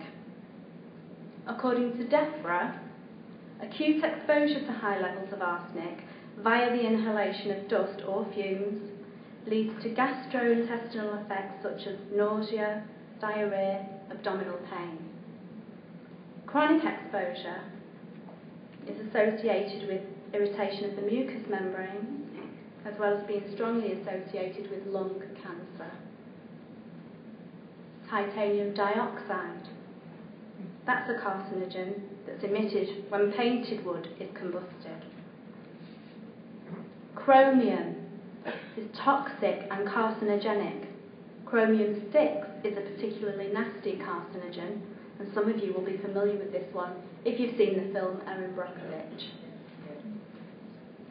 DEFRA states a variety of air pollutants have known or suspected harmful effects on human health and the environment. In most areas of Europe, these pollutants are principally the products of combustion from heating, power generation, and from motor vehicle traffic. Pollutants from these sources may not only prove to be a problem in the immediate vicinity of the sources, but they can also travel long distances. About health effects, they say, generally, if you're young and in a good state of health, moderate air pollution levels are unlikely to have any serious short-term effects. They don't mention anything about long-term effects. However, elevated levels and or long-term exposure to air pollution can lead to more serious symptoms and conditions affecting human health. This mainly affects the respiratory and inflammatory systems, but can also lead to more serious conditions such as heart disease and cancer. People with lung or heart conditions may be more susceptible to the effects of air pollution. All of the pollutants that I just mentioned will be released into the air that we breathe every day, albeit, we're told, in small quantities. However, every day, in my opinion, equals prolonged exposure and will therefore result in adverse health effects, especially to the vulnerable people in our community, and that is children, senior citizens, and people with respiratory illnesses and heart disease. I have asked the question, what is a safe level of arsenic for our children to ingest? Are there indeed safe levels of chromium-6 and arsenic for us to breathe in? And no one has advised me yet that it's okay for me to fill my lungs. DEFRA also states that more needs to be done, especially in our cities, to reduce the harmful effects of air pollution. Air pollution has negative impacts on human health and the natural environment. Peel have tried to reassure the residents that their abatement technology can remove these harmful pollutants from our air. The question is, can all of those pollutants be removed? Graham Stringer, MP, asked a parliamentary question on the 23rd of May. I quote, to ask the Secretary of State for Environment, Food and Rural Affairs what information her department holds on the level of A. hexavalent chromium, B. chromium, C. titanium dioxide, D. particulates, and E. arsenic emitted to the atmosphere from biomass plants in the UK last year, for which figures are available. Richard Benyon, DEFRA's National Atmospheric Emissions Inventory, estimates emissions to the atmosphere of a wide range of air pollutants. The most recent available estimates were for 2010 and are as follows. All the data relate to emissions from non-domestic combustion of wood and straw and exclude the open burning of wood waste. The answer to A. Emissions of hexavalent chromium from biomass plants were estimated at 16 tonnes. B.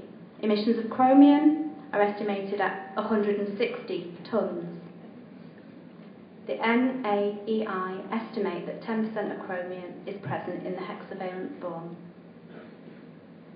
C. Emissions of titanium dioxide were not assessed. D. The NAEI provides information on emissions of particulate matter in a number of size ranges.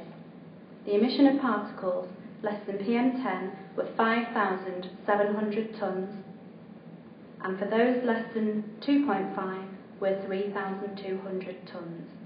This represents 5% of UK emissions for both size fractions. The emissions of arsenic to air were 130 tonnes.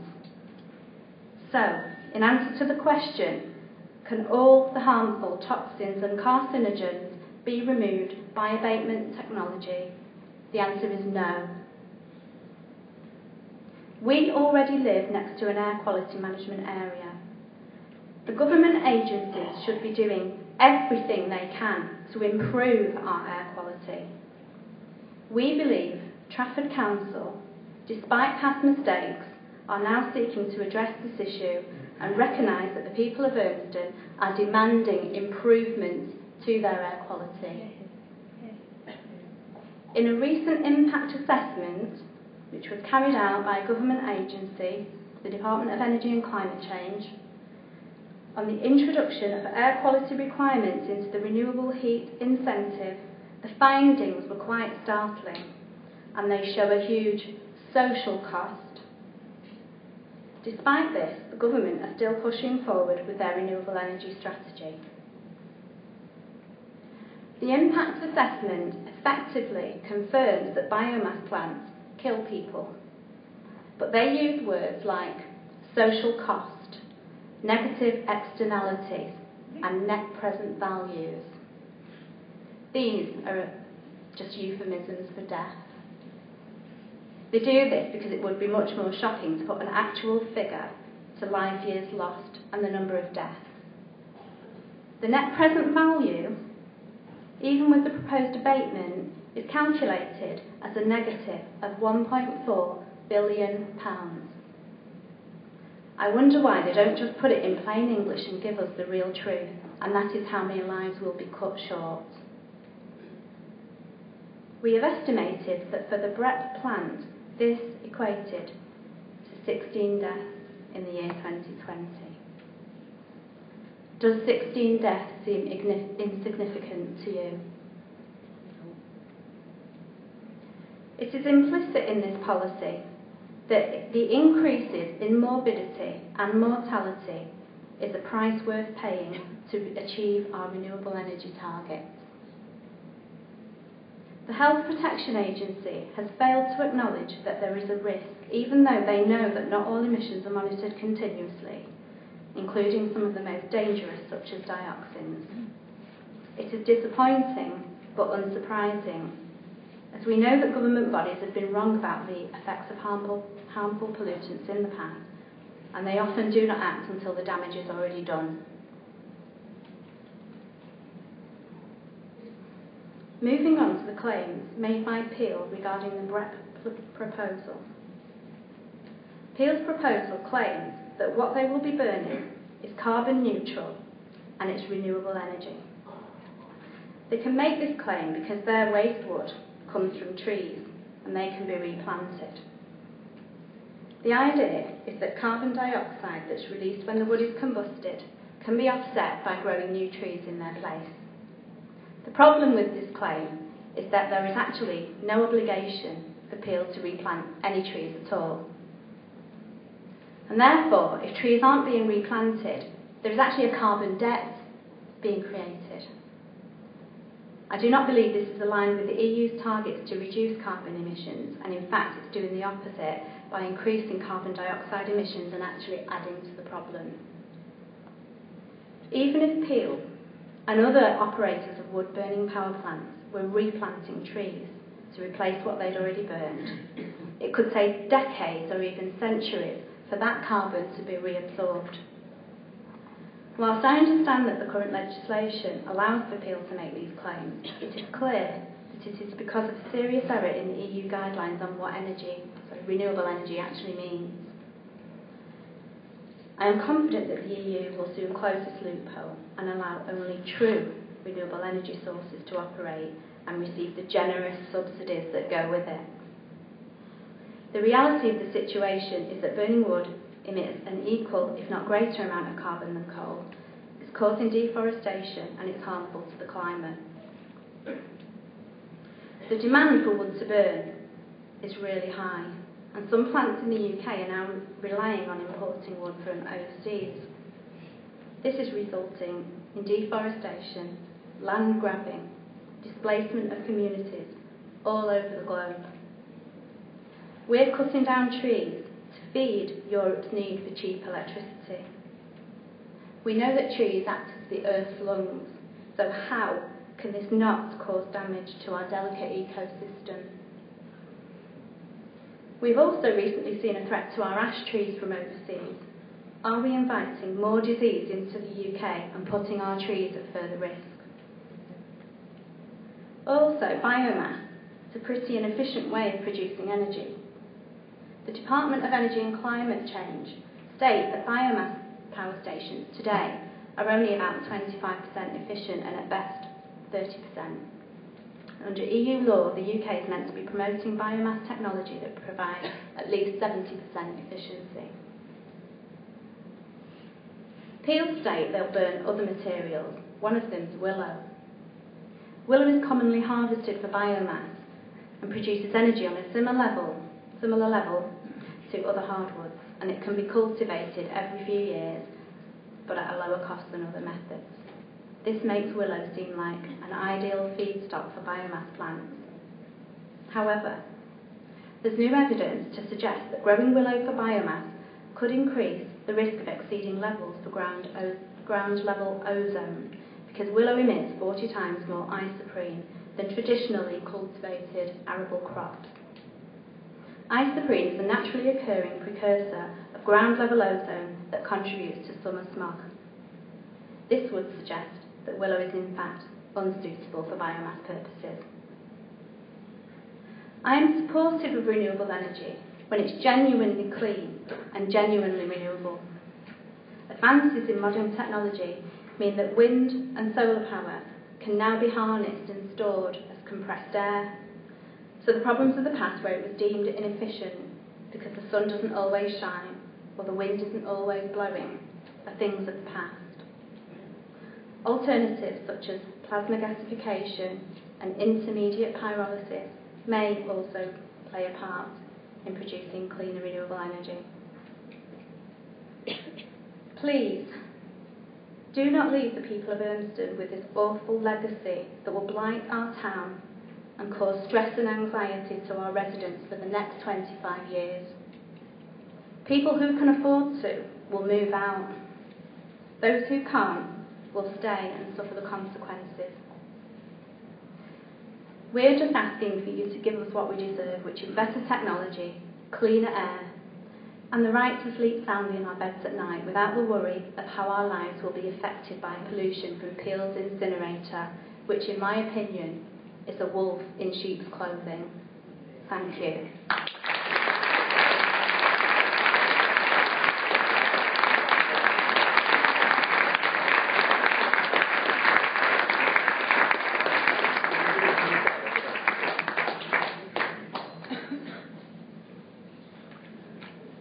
Okay, Anne-Marie Harris, please.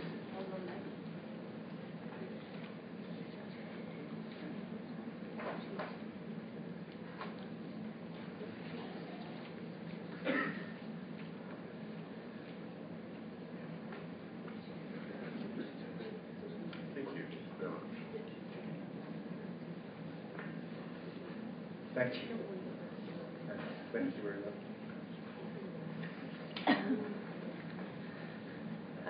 Hello, thank you Mr Richards, members of the appellant and defendants teams for allowing me to speak this evening. My name is Anne-Marie Harris. I was born and brought up in Davyhulme and I'm now bringing up my own family in Urmston. Like many local residents, I am no expert on the waste-to-energy plant technology, and a good troll around the internet certainly provides diverse opinions on good and bad plant design. My primary concerns regarding the Barton Renewable Energy Plant design are: the chimney stack appears to be too short to successfully disperse gaseous waste. The temperature at which the plant will incinerate wastewood is not sufficiently high to burn off some toxins. And inspectors of the chimney stack will generally give significant notice to plant operators, and therefore, as Ofsted inspectors at schools have found out, time is given to perfect sloppy paperwork and do all those things that have been let slip, so that ultimately the outstanding award is achieved, or in the case of the chimney stack and air pollutants, a clean bill of health. I have not seen or heard any new evidence that alleviates these concerns. Secondly, given the government's aim to devolve local planning decisions to local people, I question why Peel Energy wishes this public inquiry to give local residents' views and perceptions minimal consideration. It shows a sad lack of consideration for local feeling. Perceptions are serious and are often based on prior experience. An abiding memory of my youth, and I'm sure of many people that are here today, was the overpowering stench of sewage from Davyhulme Water Treatment Plant seeping along the road and interrupting our summer fun in the garden. When my husband first met my parents, he joked about the well-known smell he associated with Davyhulme whenever he travelled over Barton Bridge to his own home in Bolton. It is this dirty, smelly perception that Davyhulme is still shaking off, despite improvements that have been made recently. A visible municipal waste incinerator stack will simply reignite these old wounds and destroy a delicately balanced confidence in the ongoing regeneration of this residential area. Those of us who live here know this to be a reality, not perception. Our perceptions about poor air quality are another reality to us. I was shocked to hear environmental evidence provided to the inquiry on the opening day that the air quality around the proposed site is in breach of EU guidelines and has been for several years. Questions were also raised over the viability of the modelling used by the appellant to provide emissions and dispersion data. I should not have been surprised. I know Barton Bridge flyover has traffic at a standstill on a daily basis, primarily congestion due to traffic volume and access to the many leisure and retail outlets. As a local resident, I find it totally illogical to consider adding to current air pollution emissions in any way, whilst a solution has not been found to reduce those existing to ensure compliance with EU clean air targets. And finally, to our perceptions about health risks. The Health Protection Agency has said that its current position, that well-run and regulated modern municipal waste incinerators are not a significant risk to public health, remains valid for now. However, they have acknowledged public concerns about health issues arising from municipal waste incinerators and are now acting on them. In January 2012, they commissioned a new study to extend the evidence base on which they base their advice and to provide further information to the public on this subject. As part of the study, and this is all practically a direct quote from them, as part of the study, scientists will research whether there is a potential link between the emissions from municipal waste incinerators at a distance of up to 10 to 15 kilometres and health outcomes including low birth weight, stillbirths and infant deaths. This study was scheduled to start in April 2012, with preliminary results expected in March 2014. If on the basis of public perceptions, the Health Protection Agency believes that a further study is required to extend the evidence base on which it bases its advice, then I urge this inquiry to uphold the decision of Trafford Council at this time, that is, to withhold planning permission for the current BREP proposal. I also put a personal appeal to Peel Energy I urge them to wait until the findings of this study are released in what is only 16 months' time, probably less from the time that this inquiry will be resulting. And in the interim, to look again at your proposals. Consider alternative technology solutions such as plasma gasification or hydropower. I'm not a technical expert, I don't know if there's any reality in these options. But most importantly, engage with the local community.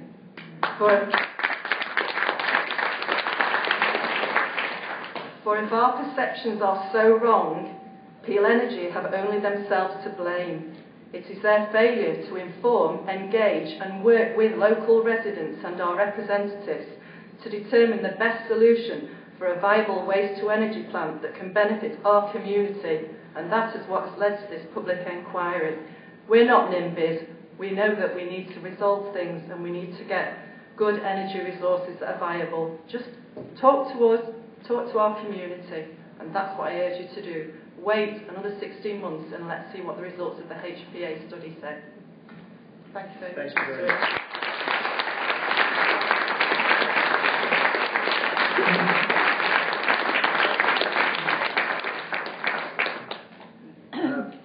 Mr. David Fernandez Arias, please.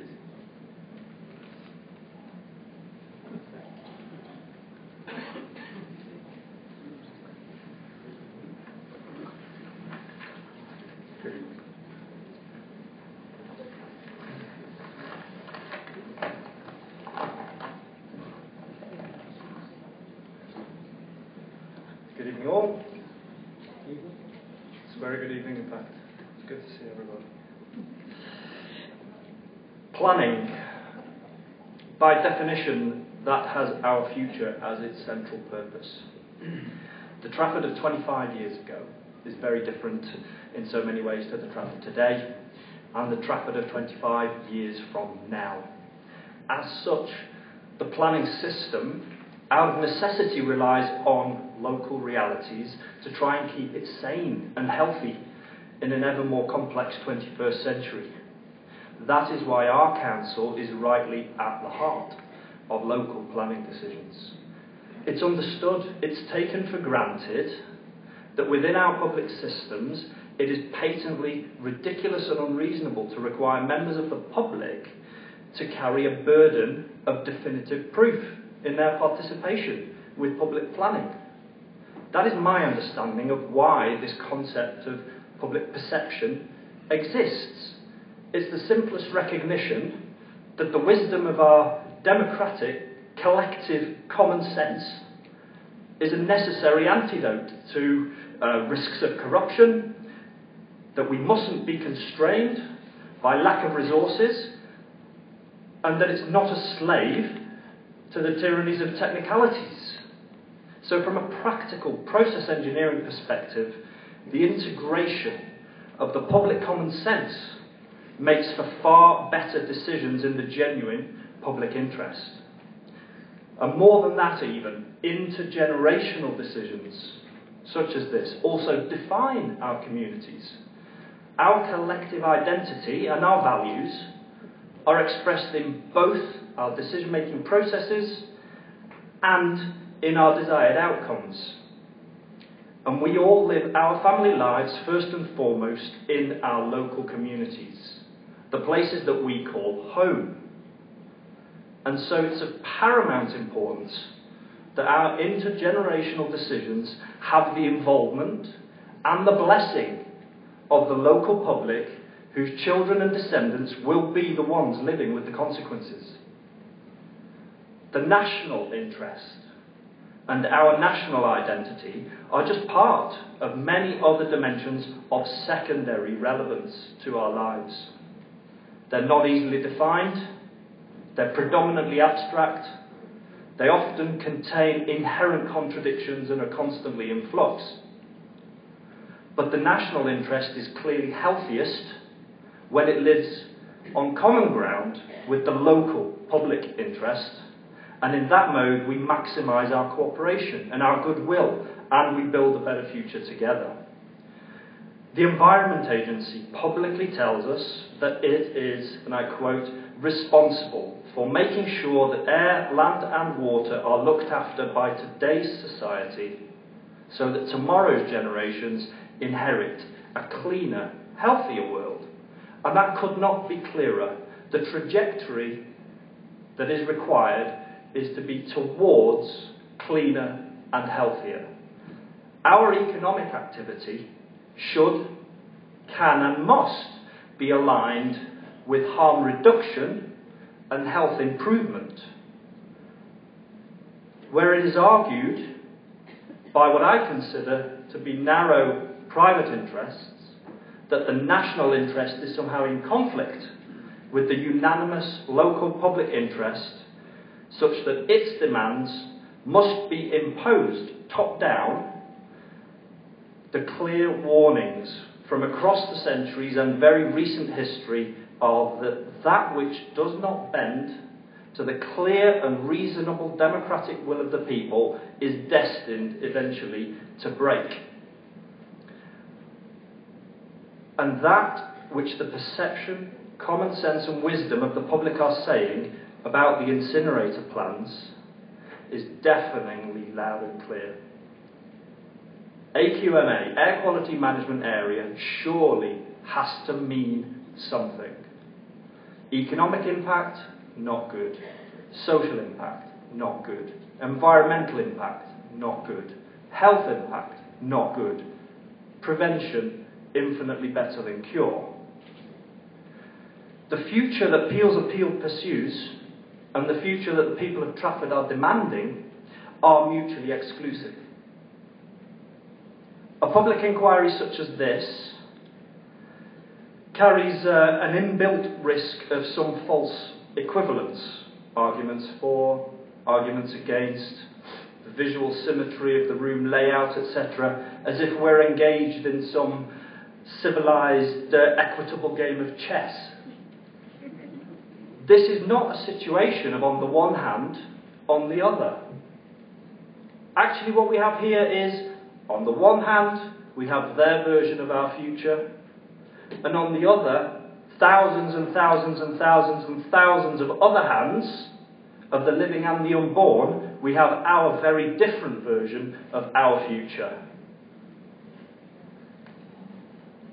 Common sense in an air quality management area tells us that it should not be made easier to worsen air quality. That if not simply banned outright, it should be significantly harder and with effective deterrence and sanctions. So to take the view that because the background pollution is so bad, incremental worsening becomes relatively less and less significant requires an especially perverse, twisted logic. By that logic, building another incinerator with the same pollution parameters right next to the first one would be even less significant than the first. And so on, like a nightmarish perversion of a Dr. Seuss story. Where does such madness end? Well, common sense would suggest that AQMA must mean something significant will be done fast to substantially improve air quality. This does not do that. No, right here, yes. Where it is argued that a pollution permit process offers protection and peace of mind, we, the public, need only observe the reality. There's not enough time to go through much, but just last week alone, BP to pay the biggest fine in US history over 2010 Deepwater disaster. But the damage is done. Nuclear regulators confirm legal action against Sellafield Limited, but the damage is done. Serious hydrochloric acid gas spill in Trafford Park we heard about just before. A health and safety executive improvement notice had previously been served just a few months ago, but the damage is done. BBC, mainstream Radio 4, they air a programme about crucial mistakes in carbon accounting. Crucial mistakes in carbon accounting, making burning wood biomass appear better than it is. A new report released by Royal Society of Protection of Birds, Greenpeace, Friends of the Earth, labelled Dirtier Than Coal, ? calling on the government to end all subsidies for biomass and redirect them to genuinely climate-friendly renewables. They quote some statistics, at least 49% more emissions than burning coal over the next 40 years. Commentary around that, talking about pellets imported from southern US for UK power stations coming from whole trees, not waste. The reality is that this shift will accelerate, this is a quote, will accelerate climate change while also driving destructive industrial logging in the world's most biologically diverse temperate forests. Again in the same week, front page news. Osborne behind Tory campaign to undermine climate change commitments, says his father-in-law, Lord Howell, on film. There's no agreement even at national political level on this situation. November the 14th last week was World Chronic Obstructive Pulmonary Disease Awareness Day. No, I didn't plan that. That just happened. So I spent a short time online increasing my awareness.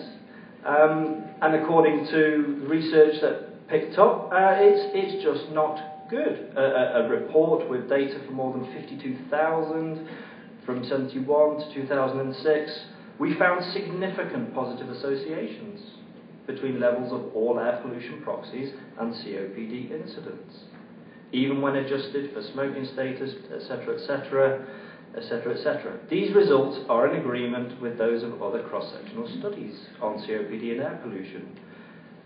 I also came across a rather touching paediatrician's commentary with parallels for the UK. Like the canary in the coal mine, he says, some kids' lungs are so sensitive that they wheeze or feel tightening in their chest when air quality may be in that marginal zone of safety that today's standards simply do not yet reflect. There is a gap between outdated national level regulation and local daily realities that paediatricians, for example, get to see. There is nothing more urgent than ensuring our kids can lead healthy, active lives without any worries that they will suffer from the simple act of breathing. Hypothetically even, how might an incinerator ever be compatible with an AQMA? I say hypothetically because I personally cannot understand how this could ever be justified. Well, the chimney stack would be even higher than any standard, not lower. The operator perhaps would be required to pay a substantial security deposit into a ring-fenced community coffer. There would be 24/7, 365 independent, constant, live public monitoring across the full spectrum of input materials, processing parameters, output emissions and pollutants, with some secondary monitoring systems. The operator would have a mandatory participation in well-funded public health research programs into causal factors associated with pollution and climate change, building this robust evidence base that we all say we want and need to inform health services planning policies and environmental strategies. If any control levels were ever breached, there would be perhaps an automated, some kind of fail-safe shutdown. There would be some visible, audible alarms. There would be automated text, emails, all of this kind of stuff. Automatic permit suspension. The operator would forfeit their deposit, have to put more money in. There would be a block on executive remunerations, criminal sanctions, etc., etc. This hypothetical scenario, just to describe the kinds of things that might protect us from what is happening. Where there are no problems, there would be no penalties. The operator's paper-thin assurances would at least be backed up by their putting their own money where their mouth is. All these kinds of measures are perfectly feasible. There's nothing on that short list that is impossible, but it's my honestly held belief that the operator doesn't have the will, as evidenced already by the choice of stack height, for example, and is not trusted by the public. And the regulators don't currently have the competency or capacity to provide an acceptable level of protection, deterrent and sanctions. So in the real world, in our real world, from the public's perspective, Precautionary prevention of potential harm has to be infinitely better than cure. Someone's already mentioned the precautionary principle, I won't repeat it. It is definitely relevant to what is going on here. I personally find the implied argument that the grown-ups have already decided our intergenerational future, I find that to be both offensive and dangerously misguided. We're not children to be patronised, and we're not sheep to be herded into private pens. Our future over the next 25 years and beyond cannot and will not be a future of yet more private gain for public pain. To paraphrase a delightfully creative contribution from the gas mask boy of Trafford, the foul furnace proposals are not green, they're not clean, and they're not on. And I'll finish now with just an observation. This morning, many of us for miles around heard the incredibly loud sound of an explosion. Now that was the sound of a demolition of a gasworks in nearby Partington.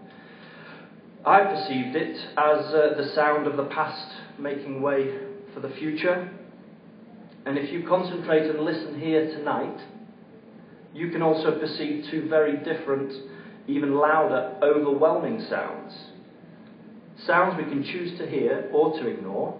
The sounds of our future, families and communities. The sounds from one future of sadness, of resentment, of more pain, of darker forces even. Or the sounds from the other future of grateful thanks, of a new mindset, of healthier democracy, of healthier people. Mr. Inspector, sir, I humbly and respectfully appeal to you to listen and to hear the warnings of the planning past, the common sense and unprecedented alarms of the planning present, and the sounds of our planning future, and for your recommendation now to be the full support of the public of Trafford and the outright rejection of the Peel appeal.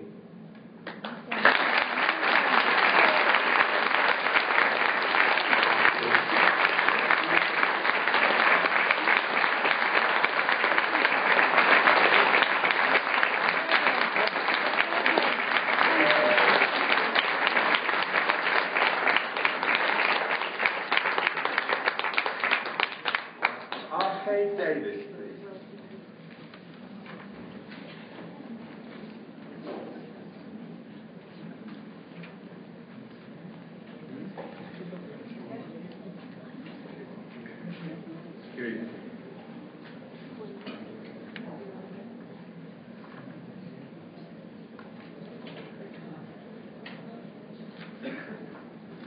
I'd like to thank you for giving me the opportunity to speak. My name is Kevin Davis. Some of you may detect a slight Mersey twang to my accent, but I do live in Elmston. My talk is brief. I just thought it would be remiss of me not to say something this evening. There's been a lot of discussion around the safety of this wood and household waste burning site, biomass, to give it, to use a friendly name. Peel's application states that they meet current emission requirements, despite some unproven chimney stack technology, not something that should be ignored. I believe that Peel think that people in the area are perhaps misguided or misinformed, and perhaps they have a deep and informed understanding of this technology that us lesser mortals are failing to see the benefits of. And they must have this view, because we've said we don't want it, and they've ignored us.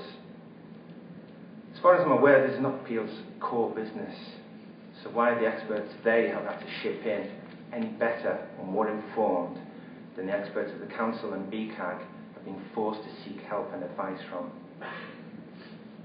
I'm a project manager. I'm looking at the building and the running of this proposed site as a project. I would undertake a risk assessment.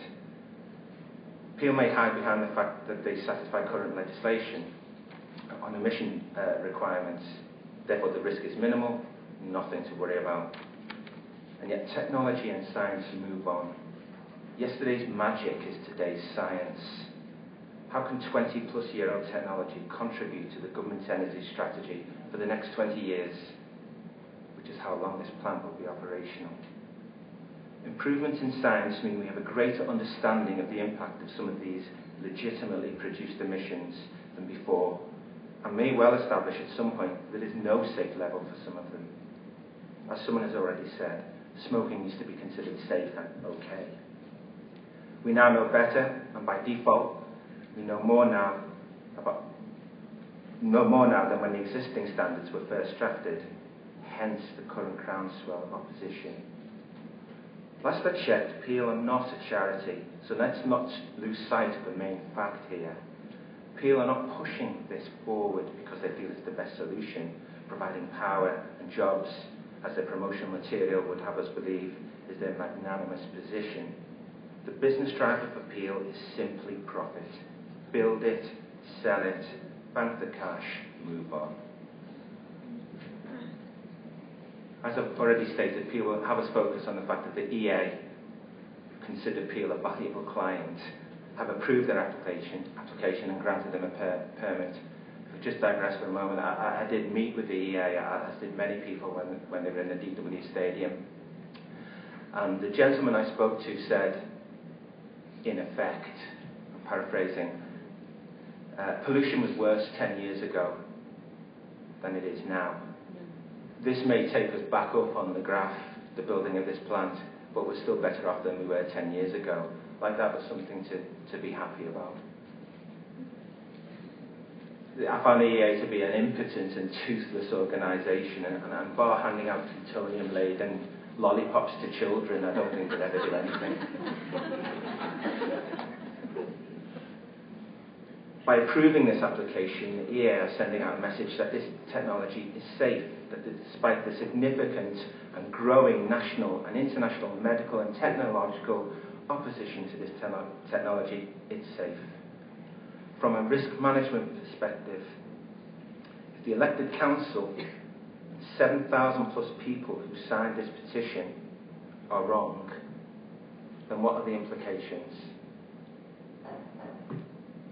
Peel's profits will be moved to next year or the year after. Shapley will have to stay in the fridge for a year longer. If Peel are wrong, many people, including children, may suffer significant health problems, and some may well die, as some people have very eloquently put this evening. Which is the more significant risk? Which one are we happy to accept? If we can't say unequivocally that the technology is completely safe to human health, then how can this application be approved? Thank you.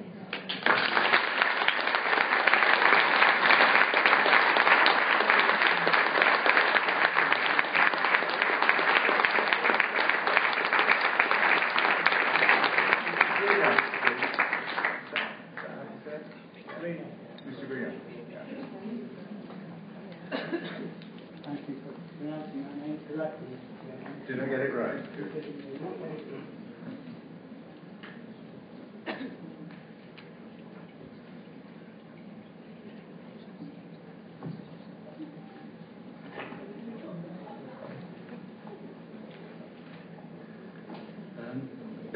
Good evening, everybody. Thank you, Mr. Chairman, for giving me this opportunity to speak.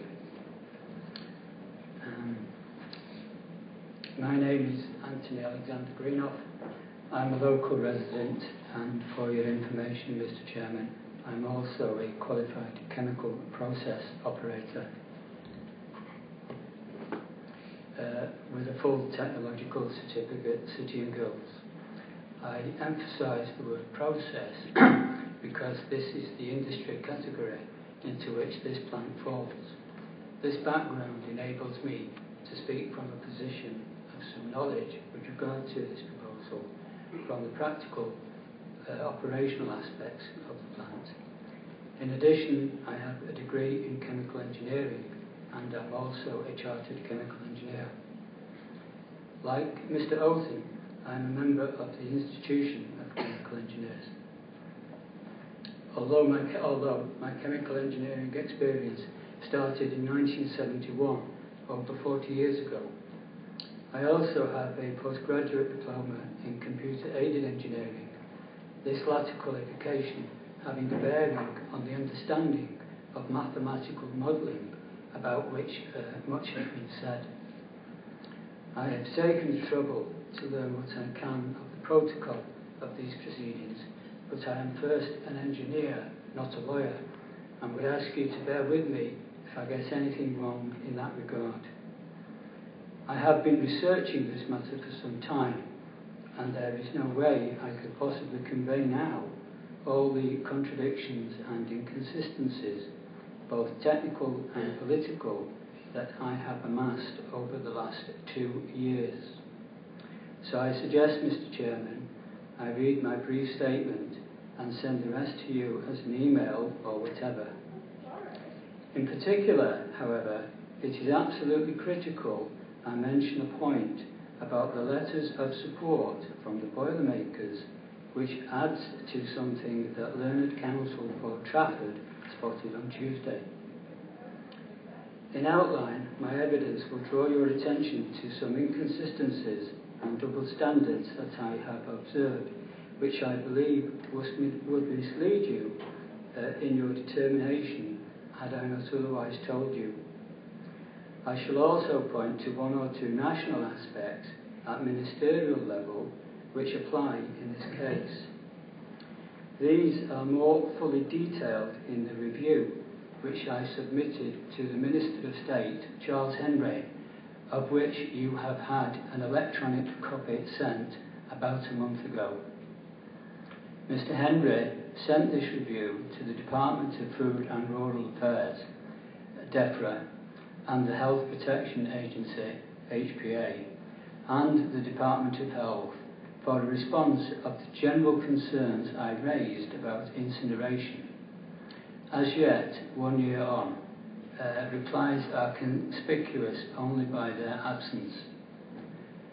The Minister confirmed these actions in a personal letter to myself, of which I can now hand you a copy. Would you like me to do that, Mr. Chairman?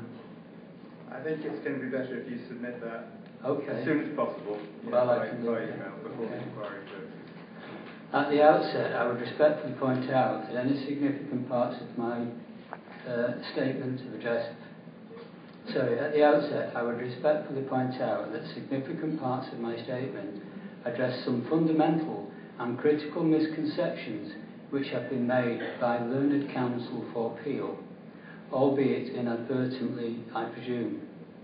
I mean no disrespect to the gentleman concerned, since, whilst I am sure he is a competent lawyer, he is not, I presume, a qualified chemical engineer.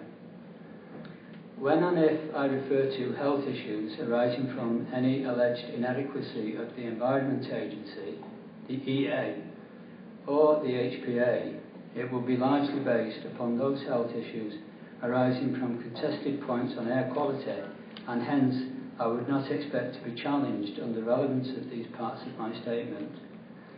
Happily, however, you can be assured that when I mention the much debated stack height aspect, it will be from a chemical engineering view and an entirely new point, not previously mentioned by anybody in this room whatsoever. A point which, with all due respect to my chemical engineering colleague Mr. Othen, appears to have overlooked. In any event, Learned Counsel for Appeal has referred to a speech given in Parliament by the then Minister of State, Charles Henry, and in that same speech he said that, and I quote, "It is important for local communities carefully to consider proposed projects in their neighbourhood. Each planning application shall be judged on its merits. Not all sites will be considered suitable. A vigorous debate over the pros and cons of all projects is essential to ensure that all issues are teased out." It was this very speech to my own MP, Kate Green, who spoke here, which caused me to send him my review. which, as I said, he acknowledged in a very positive way. Mr. Greenup, could I ask you I appreciate you're going to submit a statement. Could I ask you to focus on the issues of immediate concern rather than what's been said and what may not have been said at the inquiry? It's really an opportunity to hear people put their concerns forward. And I wonder if I could ask you to do that. I'm slightly concerned because we've got a number of people still wishing to speak, and we've only got about half an hour until 9:30. So, well, and I do notice that you've been at the inquiry every day. So, would it be possible for you to speak tomorrow, maybe? It depends how long your statement. Well, you can rest assured, Mr. Chairman, that everything that I'm going to say, I can give you my assurance that everything I'm going to say is relevant. I can speak tomorrow. I would not like to lose the flow of this speech. You'll appreciate that it is the first time I've spoken at a public inquiry. It's somewhat a daunting task. What I would suggest, if you would, is if you'd ask me to bear with me for, say, 10 minutes and then review the situation then. Because I am concerned that I have given you, I've said what I've said, because it's necessary for you, with all due respect, to understand the background as to what I'm going to say. Okay. Well, my only point is that the evening meeting primarily arranged for people who weren't able to attend during the day. We do have a session tomorrow. And I would like to make sure that I can hear other people who want to speak. Well, okay, Mr. Chairman, but well, can we leave it at if you can give me 10 minutes and then we'll you know. Okay, well, 10 minutes then.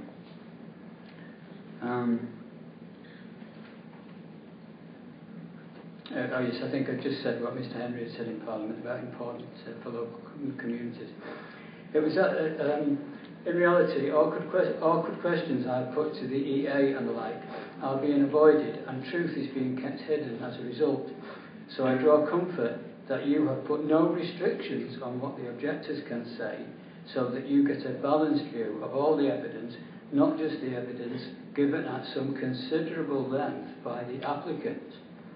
At this point, I must tell you that the Environment Agency have specifically denied me access to the input data used for the mathematical model for this plant, and the suppression of data does two things. It prevents me from giving you all the evidence I would otherwise have been able to, and it directly contradicts what the Minister of State said about what local communities should be able to do, that is, to tease out all the pros and cons of proposals in their area.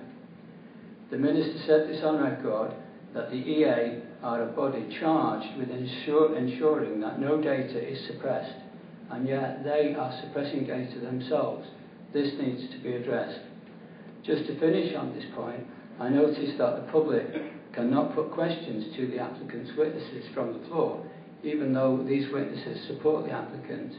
In other words, they effectively cannot question here the company who are giving rise to their anxiety. So we appear to have a public inquiry at which the public cannot in fact inquire.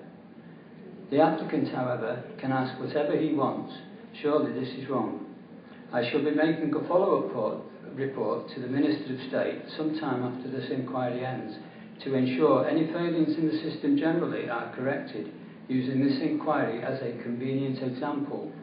As a matter of professional courtesy, I would state that the fairness or otherwise of this public inquiry will feature in that follow-up report, and I am pleased to tell you that my opinion so far is that you have indeed shown good balance to both parties in their opportunity to have their say. I am happy to offer you an opportunity, if you want it, to comment on my follow-up report before I send it to the Minister. This then leads me nicely into the first point of my statement, which is about the balance of evidence which is put before you, or rather the evidence which has not been put before you because it has been kept hidden away. In the last few months I have had countless numbers of exchanges with the EA via telephone, email and so on, about the certainty of the process design of this particular plant. If I had been able to insist on getting answers from them in the same way that Learned Counsel for Appeal has been able to insist on getting answers from witnesses here, you, Mr. Chairman, would have much more information from me on which to make a balanced judgment, but that evidence has been withheld from you, and this in itself is but the first of a number of failings which I have noted with deep concern and will certainly feature in my aforementioned follow-up report. Under the subheading of arsenic, I'm coming on then to the alleged rigorous examination of the evidence supposedly made by the EA. I draw your attention to the issue of arsenic which was referred to by Dr. Hans Christian Raab, and use this as just one example to illustrate my concerns.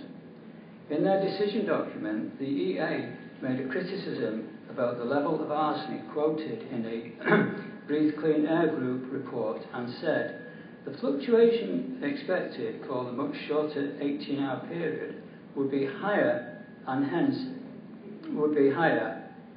the arsenic result provided at approximately twice the Wythenshawe monthly mean in November is not necessarily usually elevated. The EA also state that the BCAG figure was obtained in autumn and proceeded to use a BCAG figure for November on the strength that November is in autumn. The EA knows, as all scientists do, that people should make like-for-like comparisons in order to be fair, but they have broken their own rule here. I pointed out to them that the correct thing to do if you are going to use this Wythenshawe data at all is to make a like-for-like comparison, which means comparing the 4.9 figure with the October figure for Wythenshawe. When we do this, of course, we find that since the figure for October is approximately 1.1, so the figure of 4.9 is now 5 times the comparable figure, not merely twice, as they said. This means that it is elevated, whereas they concluded it was not. This is another example of bad science.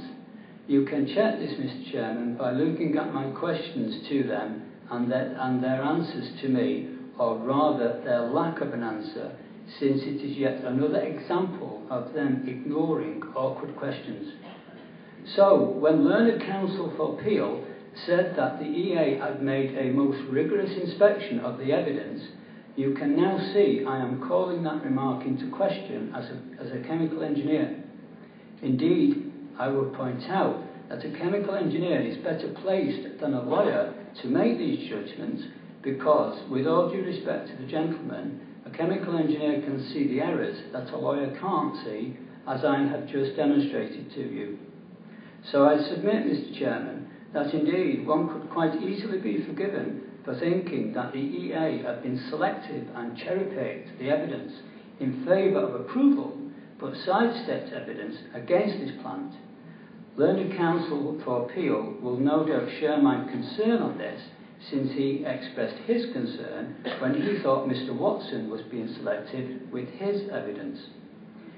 These and others I can provide you with, like the British Society of Ecological Medicine, BSEM rebuttal of the HPA rebuttal, but conveniently not mentioned by the EA in their discussion document.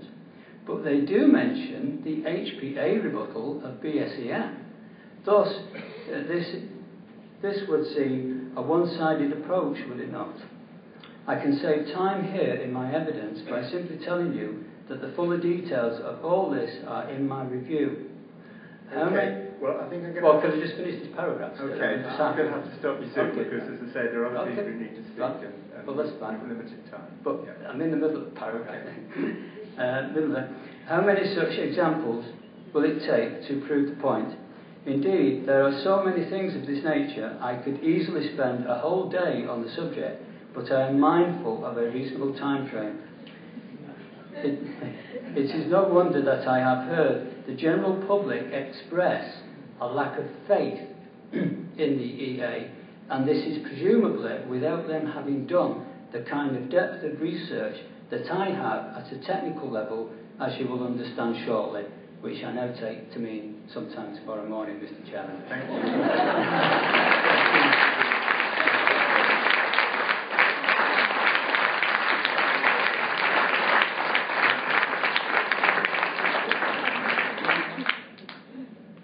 Okay, Mrs. Allen, please.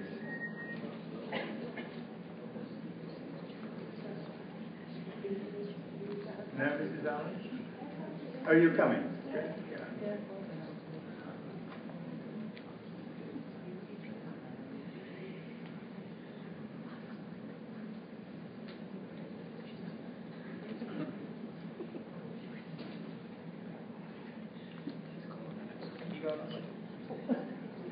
Going to come here.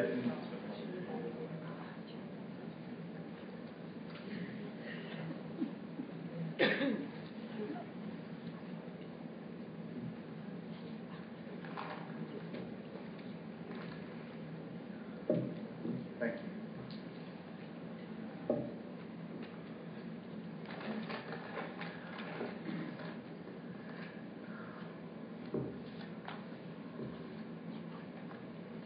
Bear with me for a minute.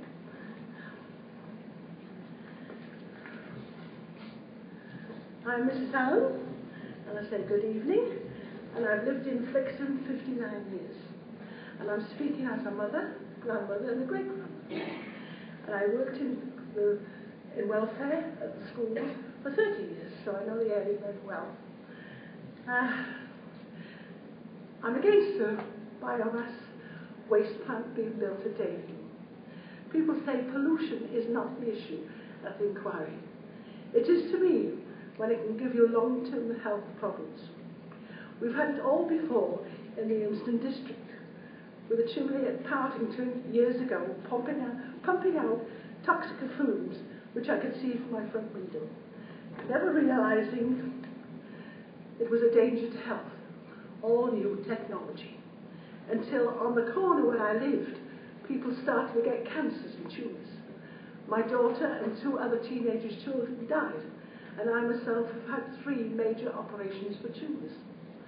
I was very upset at losing my daughter and got talking to an ex-matron from Park Hospital, Trafford General.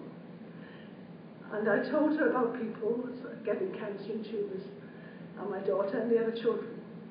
She advised me to tell the health minister of the district, which I did. This is where Mr. Roy Seddon, our local man and our area councillor, got involved. He told me the old chimney in Partington was to be pulled down. But the owners wanted to rebuild it on the old site. And I'm building another one in Trafford Park. But people did not want it and got a petition to stop it. So Mr. Seddon and the council stopped that being built. But the irony is that Mr. Roy Seddon, our councillor, died of a brain tumour himself. He only lived down the road from me, so it's not a coincidence. It isn't just the pollution, it will be the lorries taking the ash from the site. It will cause havoc on the roads. There is heavy traffic going to and from the Trafford Centre and Trafford Park. It is very, very pollutive. Did you know there is talk of hundreds of new houses being built on spare ground at the back of the monastery on the Ship Canal? With all the traffic, you will have a gridlock. We also have Manchester main motorway going through the district. Also, we have a very large sewage plant in Davyhulme, taking all of Manchester's sewage. We've had enough responsibility here. Time some other parts of Manchester take the removal of their waste. We know there is a safe, clean waste plant. We were told this at the first meeting with the Swedish doctor about the Bismarck and about the plant at Christchurch in Davyhulme. They could go anywhere in Manchester and cause no pollution, and perhaps put it where the lorries could be no problems either. This would solve all the problems and give work where it is needed. So I asked the inquiry not to give a licence for the biomass waste plant to be built in Davyhulme. Thank you for listening.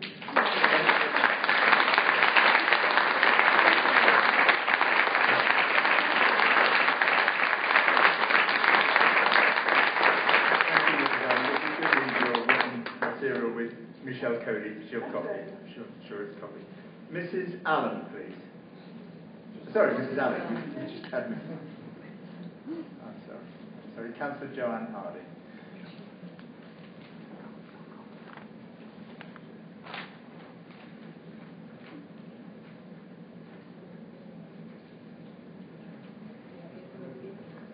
Hello. Hi. I couldn't possibly follow half of these fantastic, eloquent speeches that we've heard this evening. I think the community is to be truly applauded and commended for the research and the man-hours that they've put in to finding out all the information they need to speak this evening. My name is Joanne Harding. I'm an elected member for the ward of Urmston. But aside from me being an elected councillor, I'm also a Trafford resident, and I'm also the mum to an 8-year-old daughter. So as I speak this evening, I do so on behalf of the many, many residents that have made contact with me regarding this proposal, but I also speak as a mother, one that's very, very concerned about the potential adverse health effects to my daughter's and my family's health. Trafford has over 90 schools. These schools house the future residents of Trafford, young, immature immune systems that, if this proposal goes ahead, are set to be besieged with a cocktail of toxic chemicals. Young, immature lungs breathing in unknown and untold damage. Trafford is a residential area. It's densely populated with families, and this is known as a community. And this community doesn't want this incinerator. It doesn't want any more pollution, and it most definitely doesn't want any chances taking with the future of their health and well-being. As a member of Health Scrutiny, I know that Trafford already faces issues with cancers and cardiovascular diseases. They are Trafford's biggest killers. Why on earth would we want to contribute to these killer diseases by pumping more pollutants into the atmosphere? And as we have heard so eloquently this evening, toxins that will contribute to cancers. They're carcinogenic and they will contribute to cancers. As my council colleagues earlier stated before, we've all been told in the past of chemicals that were safe, only to find years later horrific cases of cancers and illnesses caused by these allegedly safe chemicals. The sheer scale of the objections to this application by members of the public is a clear demonstration that people are genuinely fearful that the quality of their life and well-being will be adversely affected. As stated, 1,400 letters and over 7,000 signatures on a petition. This is the citizens of Trafford exercising their right to democracy and their absolute right to be heard. They are entitled to have their say in decisions that affect their lives, and I wholeheartedly support them. It is my role as a local councillor to listen to people and respond to their views, and I have to say, this evening I completely agree with all of the views and the arguments put forward. I myself have heard of late experts say that politicians shouldn't meddle in processes they don't know enough about. Well, I do know about democracy, and I do know about the right to be heard. Ignoring the views of all these Trafford residents is not democracy, and it's not on. I also know that the experts get it wrong, very, very wrong. Citizens have a basic right to health and well-being, and people should and must question the experts. If this decision goes through, we will have to live with it for 25 years.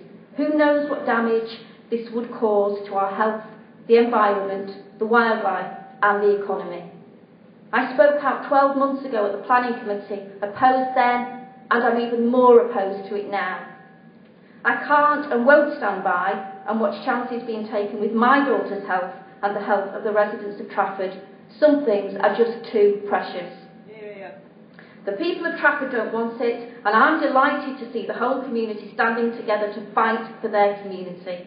I'll continue to fight with my council colleagues and residents to say, no, thank you very much, find somewhere else for your toxic chimney. I therefore urge the inspector, when making his decision, to genuinely hear the Trafford voices. Thank you.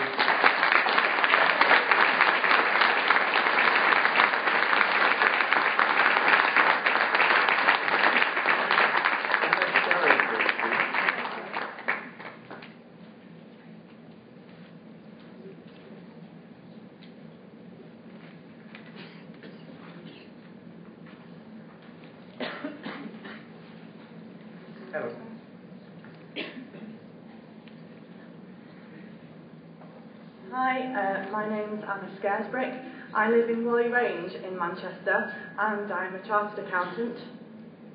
My partner James and I were recently about to buy our first home in Davyhulme until we found out about the appeal to build the incinerator and the subsequent permit from the Environment Agency. We had already considered the other downsides to the area, such as the sewage works and the traffic from the Trafford Centre, but after careful consideration, we agreed that we would still move there.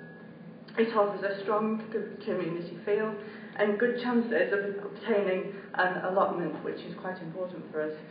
However, the risks associated with the incinerator tipped our decision over the edge.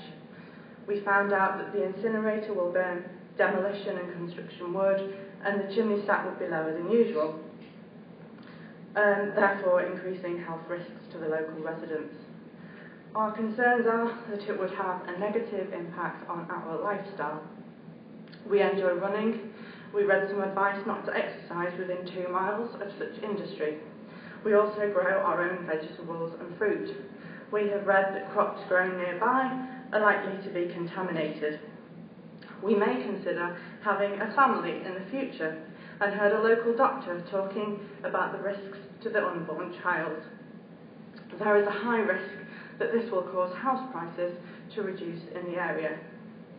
Considering all these risks, we will not invest all of our hard-earned savings in the area if the proposals go ahead.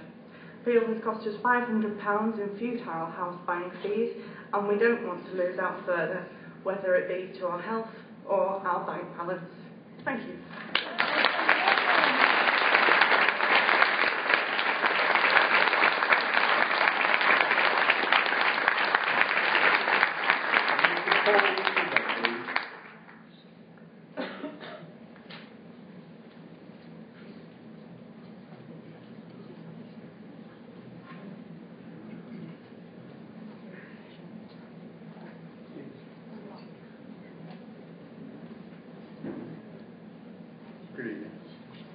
Good evening.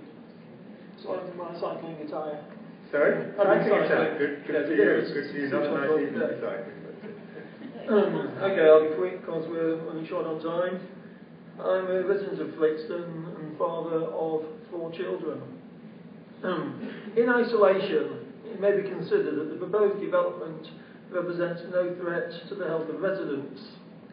As others have mentioned, a key factor here is the question of how the proposed plant will add to the already fragile air quality in the locality.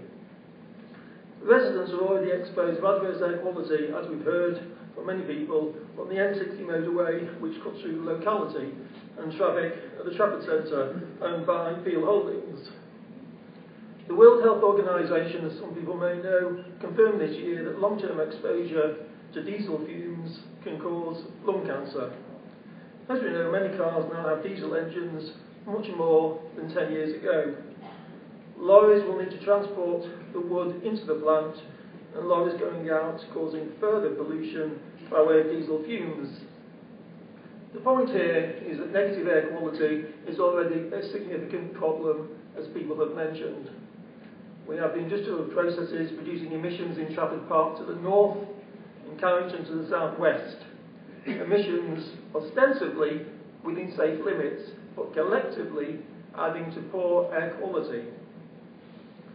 Some people may have noticed in the Times on Saturday, 17th November, there was an article about how living in highly polluted areas can cloud mental processes. A recent study in America showed that sources of pollution, such as cars and, I quote, power plants, spew out fine particles that can be inhaled. While many studies have examined the detrimental effects of such particles on the lungs and heart, there is also evidence that they can pollute the brain, increasing inflammation, as well as the accumulation of beta amyloid, a compound associated with Alzheimer's disease.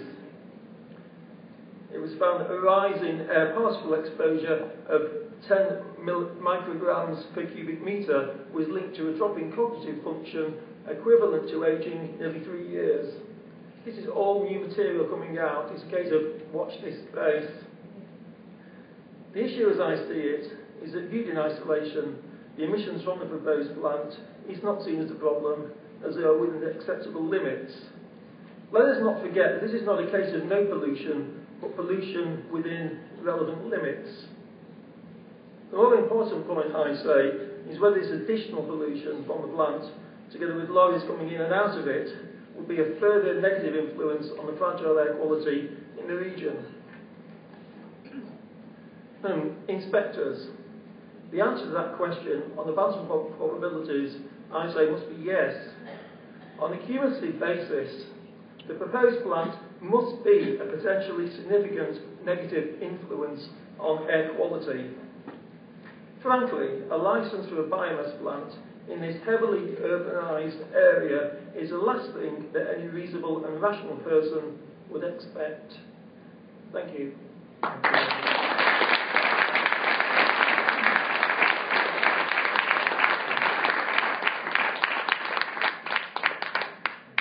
Carol Cornthwaite-Jones, please.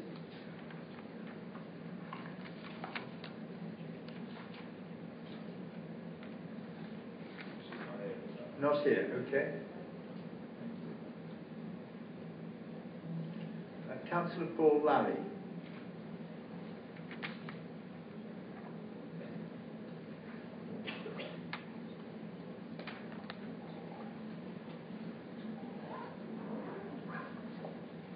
Good evening.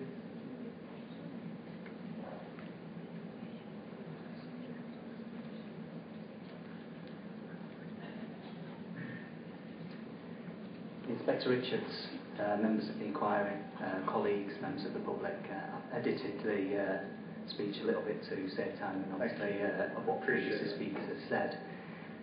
My name is indeed Paul Alley. I am an elected member of Trafford Council.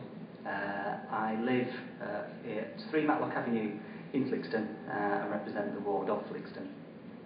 Pleased to have been given the opportunity to address you in regards to this continuing application of the proposed Barton Renewable Energy Plant. I believe my role as an elected representative is to serve the people of Trafford and hope that the mechanisms of local government is true to them. Many members of the community of Flixton, in particular, have approached me with comments and opinions about this project. I would argue overwhelmingly throughout this process against the proposal.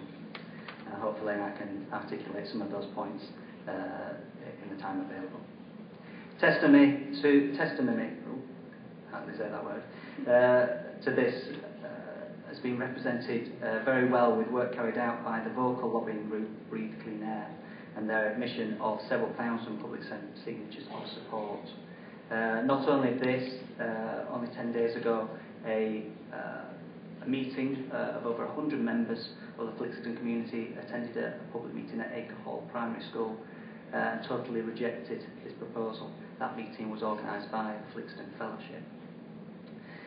A major issue raised is the fear of how the plant will affect the community's health. Naturally, this has been a contentious argument throughout the debate. Whether you believe it or not, the health has been questioned very heavily. What we can't dispute is the fear of the health to our community. In itself, doing psychological harm, and by definition, is a health concern. In the same example, the fear of crime is often usually lower than the way around.